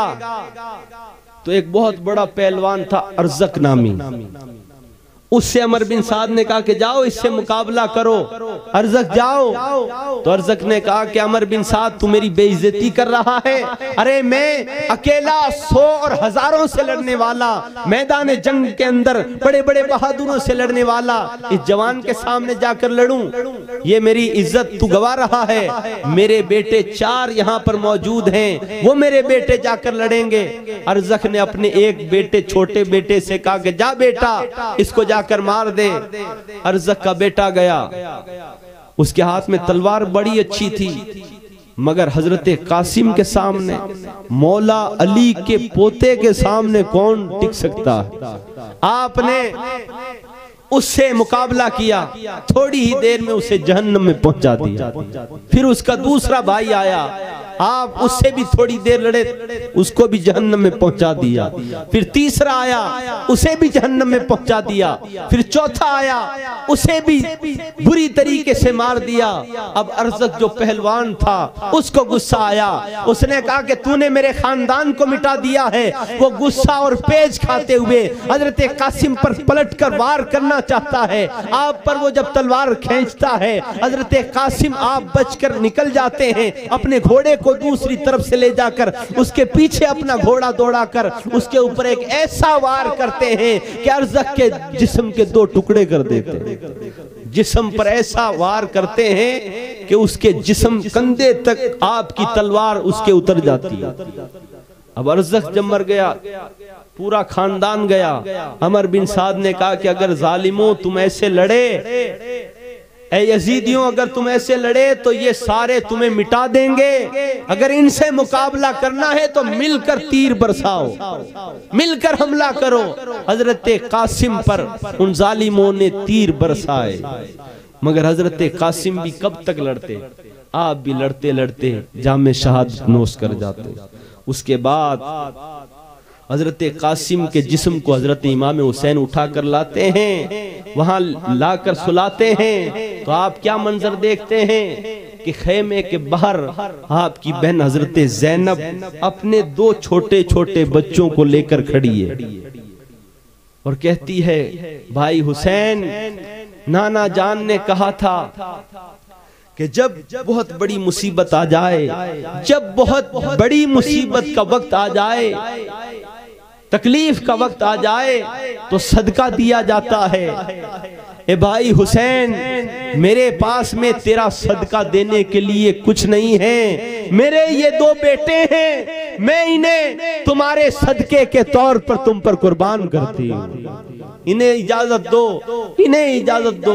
हजरत इमाम हुसैन कहते हैं बहन मुझ पर जुल्म न करो, मैं मेरे भांजों को, ये छोटे छोटे हैं, मैं इन्हें कैसे मैदान में भेज सकता हूँ। मगर हजरत ज़ैनब भी कहती है नहीं भाई, आप फिर उन्हें भी इजाजत देते हैं, वो भी जाते हैं। अब छोटे छोटे थे हजरत औन और मोहम्मद, ये भी कितनी देर लड़ते, थोड़ी ही देर में यजीदियों ने उन्हें नेज़ों पर उछाल दिया। फिर हजरत इमाम हुसैन अपने भांजों के जिस्मों को उठा कर लाए और लाकर खेमे के बाहर सुलाया। और खैमे के अंदर जाकर देखा तो हजरत ज़ैनब उस वक्त सजदे में थी और दुआ कर रही थी, मौला मेरे बेटों की कुर्बानी तेरी बारगाह में कबूल है तो मेरे नाना की उम्मत को बख्श दे।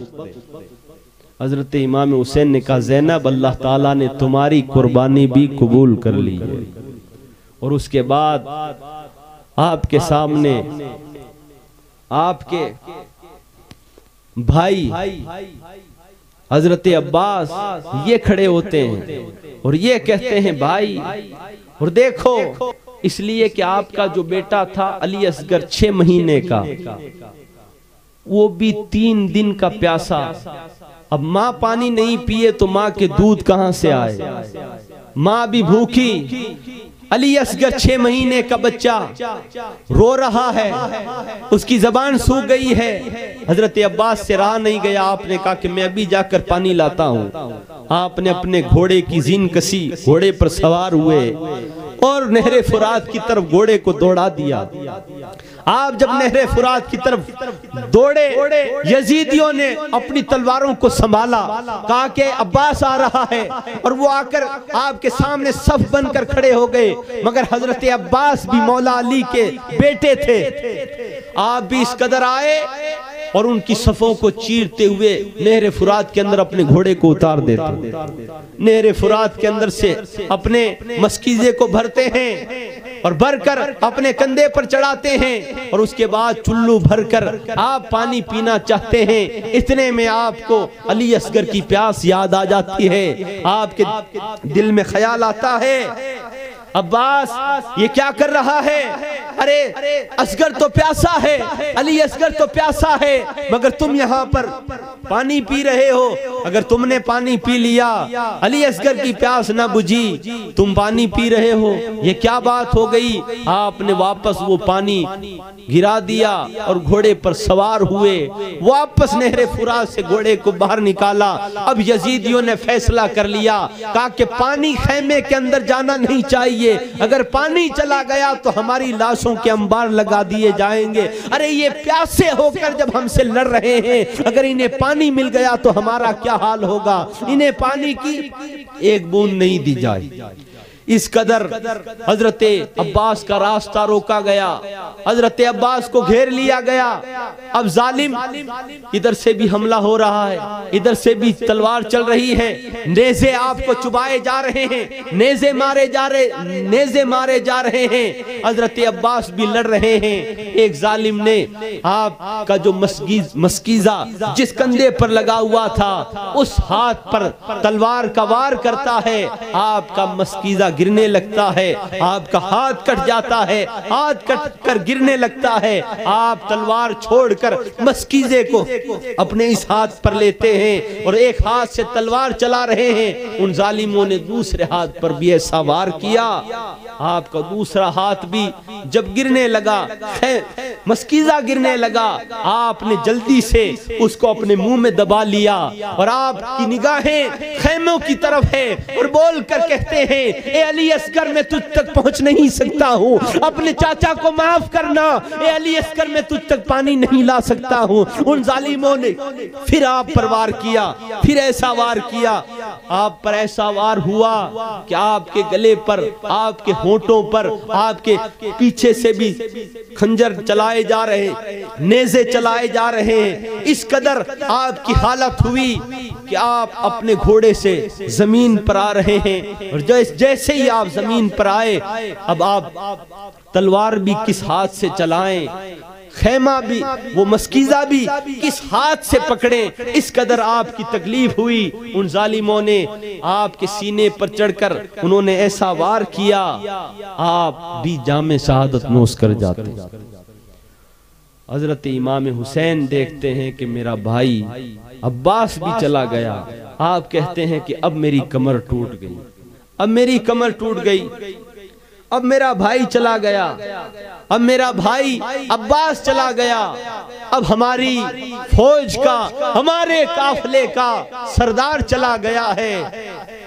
इस कदर रोते हुए जब पास आते हैं जिस्म मुबारक के पास, तो देखते हैं वो जालिम आपके सरे मुबारक को भी ले जा चुके हैं। ये बू काय की आ रही है भाई, कुछ जल रहा है, वो बंद करो, नहीं बंद कर दो अगरबत्ती।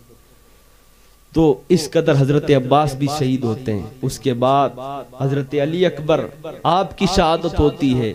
अली असगर की शहादत, अली अकबर की शहादत के बाद हजरत इमाम हुसैन आप अपने 6 महीने के अली असगर को लेकर जाते हैं और कहते हैं, ए यजीदियों, तुम्हें बच्चों पर भी रहम नहीं आता है।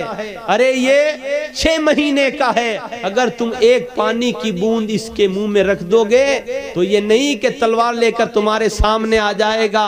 अरे ये तुम्हारे सामने नहीं आएगा, इसे एक पानी का घूंट पिला दो ताकि इसको तसल्ली हो जाए, इसकी जबान सूख कर कांटा हो गई है। आपने जब उन्हें यूं दिखाया, अली असगर को, अपने बच्चे को जब यूं उठाया, तो हिरमला बिन काहिल नामी एक यजीद ने कमान के अंदर तीर उसने कसा हुआ था, उसने ऐन निशाना लगाया हजरत अली असगर के 6 महीने के दूध पीते बच्चे के गले के अंदर आकर ऐसा वो तीर लगता है, खून के फंवारे निकलते हैं। हजरत हुसैन आप कहते हैं, ऐ जालिमों, तुमने मेरे पूरे खानदान को मिटा दिया है, तुमने मेरे 6 महीने के बेटे को भी नहीं छोड़ा है। इस कदर आप रोते हैं और कहते हैं, जो तुम जुल्म कर सकते हो करो, मगर देखो तुमने ये बहुत बड़ा जुल्म किया है। इस कदर आप अली असगर को सीने से लगाकर आप खेमों की तरफ आते हैं। खेमे के पास आकर कहते हैं, लो ज़ैनब, अब असगर तुम्हें, अली असगर तुम्हें अब तंग नहीं करेगा, अब ये नाना की गोद में पहुंचकर हौज़े कौसर पी रहा। फिर उसके बाद आप बचते हैं, आप तैयार होते हैं, और जब आप तैयार होते हैं खेमे के अंदर चीखें बुलंद होनी शुरू हो जाती है।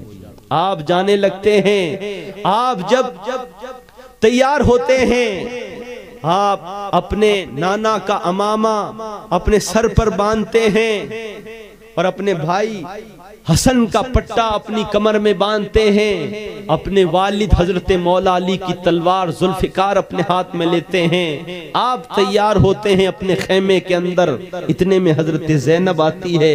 हजरत ज़ैनब देखती है कि अब मेरा भाई एक ही बचा है, हुसैन, अब आप कहाँ जा रहे हो? अब हमारे अंदर कोई भी नहीं बचा है, अब हमें संभालने वाला कोई नहीं है। ए हुसैन, आप ये क्या कर रहे हो? अब आप क्यों जा रहे हो?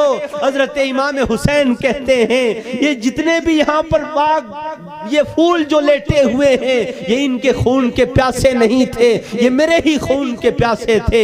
मैं ही जाऊंगा, इसलिए कि ये सारे चले गए हैं और नाना से जो वादा किया था अब वो वफा करने का वक्त आ गया है। ए ज़ैनब, अब तुम ऐसी बातें न करो। ए ज़ैनब, अब मेरा ये काफिला मैं तुम्हारे हवाले करता हूँ, अब इस सारे काफिले को तुम्हें संभालना है। ए ज़ैनब, तू अली की बेटी है, तुम्हें सब्र करना है। ए ज़ैनब, तुम्हें रोना नहीं है, तुम्हें मेरे सारे काफिले को संभालना है।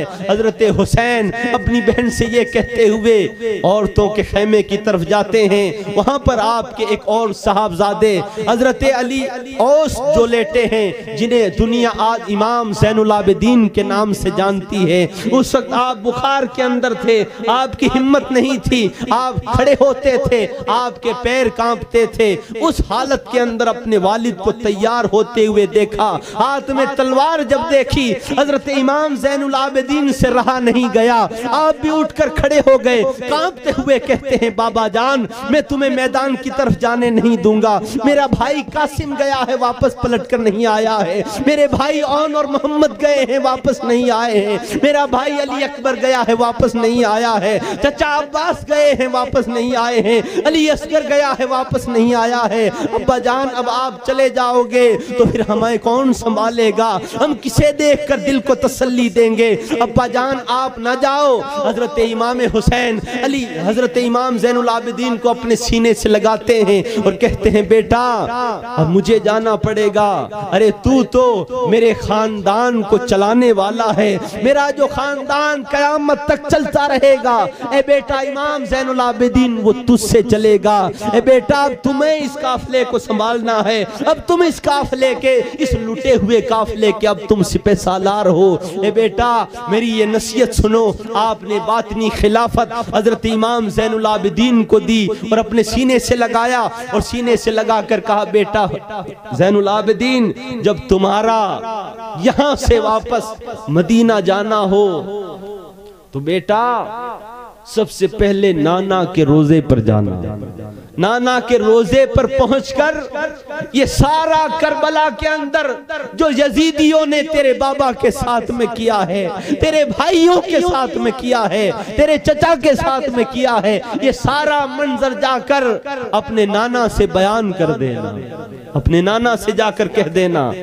हजरत इमाम ज़ैनुल आबिदीन रोते हैं मगर हजरत इमाम हुसैन कहते हैं, बेटा तुझे अब संभालना है, तुझसे मेरी नस्ल चलेगी, तुझसे अली की आल चलेगी, ए बेटा तुझे संभालना है। यूं कहकर आप अब वापस अपने घोड़े की तरफ आते हैं। अब आप देखते हैं कि अब्बास गए तो उनको आपने सवार कराया, अली अकबर गए तो उनको आपने सवार कराया, कासिम गए तो उन्हें आपने सवार कराया, मगर जब आपकी बारी आई तो आपके घोड़े की जीन पकड़ने वाला कोई नहीं। अब आप तन्हे तन्हा है, अकेले हैं। उस वक्त हजरत ज़ैनब आई, आपके सर पर चद्दर ओढ़ी हुई है। आपने कहा कि हुसैन ए मेरे माँ जाए, अब तू जा रहा है, अब तेरे घोड़े को पकड़ने वाला, अब तुझे विदा करने वाला कोई नहीं है, ये तेरी बहन अब तुझे सवार करती है। ए मेरे भाई चढ़ घोड़े पर, ए मेरे भाई अब मैं तुझे सवार करती हूँ, अब मैं तुझे संभालती हूँ। इस कदर हजरत ज़ैनब रोती हुई घोड़े की जीन पकड़ती है। अब हजरत इमाम हुसैन जब घोड़े पर चढ़ रहे होते हैं उस वक्त कहते हैं, ए ज़ैनब मेरी बेटी सकीना है, ए मेरी वह बहन ज़ैनब मेरी सकीना को रोने न देना, ये मुझसे बड़ा प्यार करती है, ये जब सोती है तो मेरे सीने पर सवार होकर सोती है।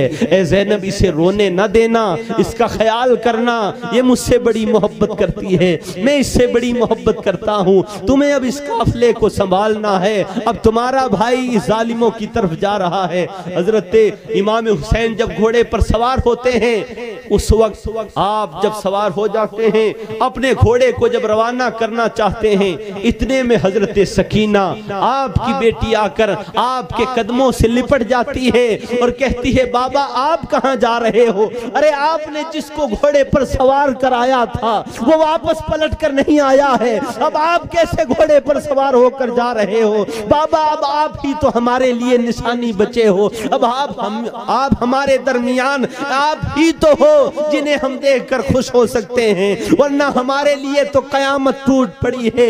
मेरा भाई अली असगर चला गया है, अली अकबर चला गया है, कासिम चला गया है, औन और मोहम्मद चले गए हैं, इब्राहिम चले गए हैं, चचा अब्बास चले गए हैं। अब्बा जान आप न जाओ, अब्बा जान आप न जाओ, जो भी इधर गया है वापस पलट कर नहीं आया है। हजरत इमाम हुसैन वापस घोड़े से उतरकर हजरत सकीना को अपने सीने से लगाते हैं, सीने से लगाकर कहते हैं, बेटा न रो, तेरा बाबा वापस आ जाएगा।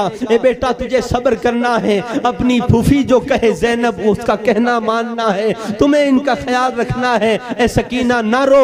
यूं कहते हुए हजरत ज़ैनब को गोद में दे देते हैं और आप सवार हो जाते हैं। सवार होने के बाद आपका घोड़ा जब मैदान करबला की तरफ जा रहा होता है, हजरत ज़ैनब भी रो रही होती है।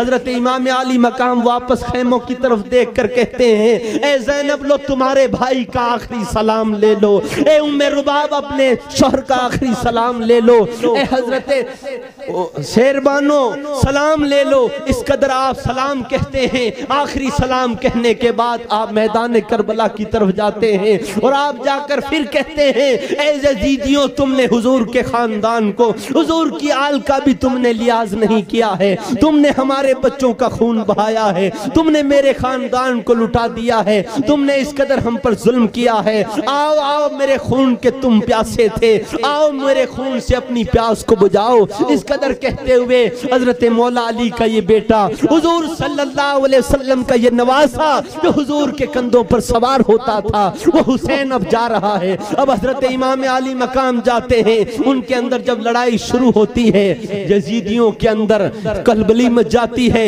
यजीदी हिलने लगते हैं, कहते हैं कि अब हुसैन आ गया है। तारीख की किताबों में आया है कि जब हजरत इमाम हुसैन की तलवार चलती थी, जिस तरफ आपकी तलवार चलती है, यजीदियों के सर ऐसे उड़ते हुए नजर आते हैं जैसे कि मौसम खिजा के अंदर दरख्तों के पत्ते उड़ रहे हों। इस कदर उन यजीदियों के सर उड़ते हैं, यजीदी भागते हैं, मगर हजरत इमाम अली मकाम भी आप लड़ते लड़ते आप भी जख्मों से चूर चूर हो जाते हैं। उन यजीदियों ने आप पर भी तीरों का मी बरसा दिया है। आप बहुत देर लड़ते रहे, लड़ते लड़ते आप जख्मों से चूर चूर हो चुके हैं। यजीदियों की तरफ से तीर पर तीर आ रहा है, खंजर पर खंजर चल रहा है, नेज़े पर नेज़ा चल रहा है, तलवार पर तलवार का वार हो रहा है। आप बहुत देर लड़ते रहे, बहुत देर लड़ते रहे।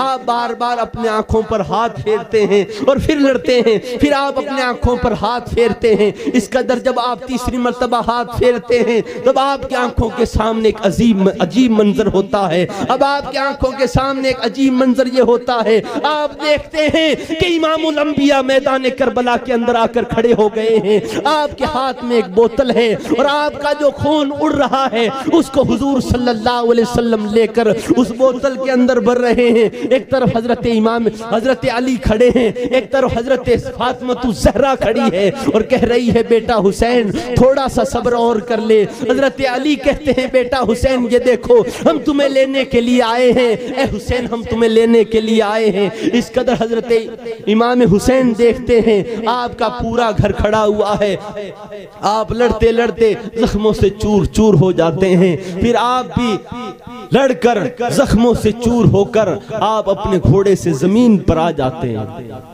जैसे ही आप जमीन पर आते हैं वो जालिम आकर आपके सीने पर चढ़ जाता है।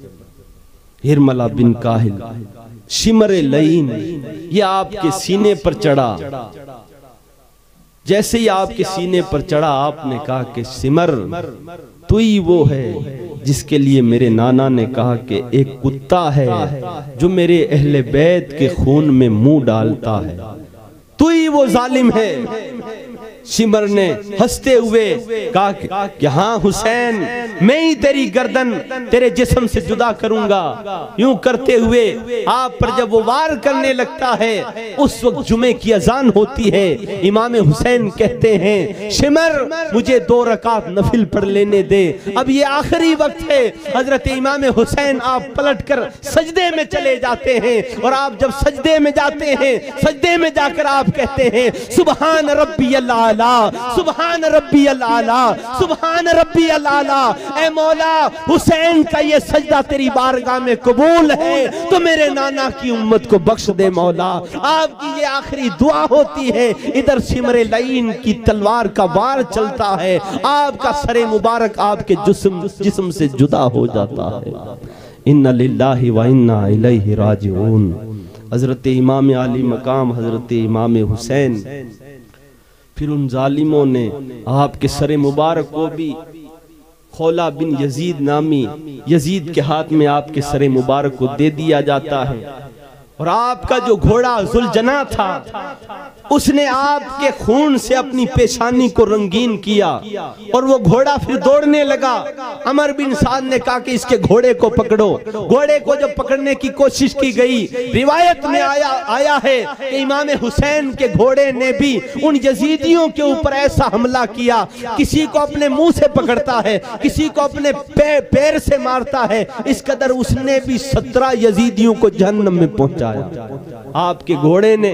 और उसके बाद अमर बिन साद ने कहा छोड़ो छोड़ो इसे जाने दो, ये क्या करता है। तो देखा कि वो घोड़ा सीधे इमाम हुसैन के खेमों की तरफ दौड़ता है। इमाम हुसैन के खेमे के बाहर जाकर चिल्लाता है, अपने पैरों को पटकता है। आवाज जब अंदर जाती है, हजरते ज़ैनब सकीना को उस वक्त गोद में लेकर बैठी हुई होती है। हजरते सकीना को उतार कर हजरते ज़ैनब कहती है, सकीना लगता है तुम्हारे वालिद आ गए हैं, तुम्हारे बाबा आ गए हैं, ठहरो मैं अभी आती हूँ। आप जब बाहर आकर देखती है तो घोड़े की जीन खाली होती है, घोड़ा अकेला आया हुआ है। हजरते ज़ैनब रोती है, आपकी चीख निकलती है और आप मैदान की तरफ भागती जाती है और कहती है कि मेरे भाई हुसैन कहाँ हो, मेरे भाई हुसैन कहाँ हो। आप उन लाशों के अंदर, उन जिस्मों के अंदर तलाश करती करती मैदान के बीच में पहुंचती है। जब जाकर देखती है कि इमाम हुसैन का जिस्म मुबारक वहां पर है और आपके जिस्म पर गर्दो गुबार लगी हुई है। इस कदर आपका जिस्म जख्मों से छल्ली है कि आपके जिस्म पर कई तलवारों के वार है, कई तीर लगे हुए हैं। इस कदर आपका जिस्म है, मगर आपका जिस्म है, सर नहीं है। इस कदर आपका जिस्म है। हजरत ज़ैनब वहीं बैठकर रोने लग जाती है। आप ज़ारो कतार रोती है, आप रो रही है। इतने में हजरत सकीना भी दौड़ती हुई आती है, कहती है फूफी किधर हो, किधर हो, मेरे बाबा किधर हैं, ए फूफी मेरे बाबा किधर हैं। वो सकीना छोटी दौड़ती हुई आती है। उस वक्त हजरत ज़ैनब कहती है, आओ सकीना, यहाँ पर तुम्हारे बाबा लेटे हुए हैं, आओ आकर इनसे मिल लो। हजरत सकीना जब पहुंचती है और देखती है अपने बाबा के जिस्म मुबारक को, तो मगर सर नजर नहीं आता है, सूरत नजर नहीं आती है, वो आंखें नजर नहीं आती है। हजरत सकीना की एक चीख निकलती है। हजरत सकीना अपने वालिद के सीने पर बेहोश हो जाती है। हजरत ज़ैनब जब उठाना चाहती है, सकीना उठो, हजरत इमाम हुसैन के जिस्म मुबारक से आवाज आती है, ए ज़ैनब सकीना को मेरे जिस्म पर पड़ा रहने दो, इसलिए कि इसकी आदत है मेरे जिस्म पर सोती है, ये मेरे सीने पर सोती है। ए ज़ैनब थोड़ी देर इसे मेरे सीने पर लेटे रहने दो। इस कदर आवाज आती है। हजरत ज़ैनब फिर हजरत सकीना को उठाकर खेमे की तरफ ले जाती है और हजरत इमाम आली मकाम आपके साथ उन यजीदियों ने बहुत बुरा किया। इस कदर तारीख की किताबों में, रिवायतों में ऐसी ऐसी बातें आई है जो बयान हो नहीं सकती है, हम बता नहीं सकते हैं, हमारी जबानों पर वो बात आ नहीं सकती है। उसके बाद जब रात होती है, रात के वक्त हजरत ज़ैनब वापस आती है, उन जिस्मों को देखने के लिए आती है और जब बाहर आती है फिर आकर हजरत इमाम हुसैन के जिस्म मुबारक के पास आकर कहती है, ए मेरे भाई तुम्हारी बहन परदेश में मजबूर है, ए मेरे भाई तुम्हारी बहन मजबूर है, ये तुम्हें कफन भी नहीं दे सकती है, तुम्हारी बहन बड़ी मजबूर है। अगर होगा तो कुछ, वक्त होगा तो कुछ, हम हुजूर सल्लल्लाहु अलैहि वसल्लम की बारगाह में अगर पहुंचे तो वहां जाकर हमारे नाना को यहाँ की आप बीती जाकर बताएंगे, यहाँ आंखों देखा हाल जाकर नाना को सुनाएंगे। तारीख की किताबों में आया है कि जब दफनाने वालों ने इमाम हुसैन के जिस्म मुबारक को जब देखा तो उसके अंदर 140 तीर लगे हुए थे, 40 घाव आपके तलवारों के लगे हुए थे, 35 आपके जिस्म में नेज़ों के वार, नेज़ों के जख्म लगे हुए थे। इस कदर आपके जिस्म मुबारक को छल्ली कर दिया। और जब हजरत इमाम हुसैन आप जिस दिन शहीद हुए, जिस वक्त शहीद हुए, सूरज गिरन हो गया था, अंधेरा छा गया था और मुल्क शाम तक, मुल्क यमन तक जिस पत्थर को उठाया जाता था तो उसके नीचे से खून निकलता था।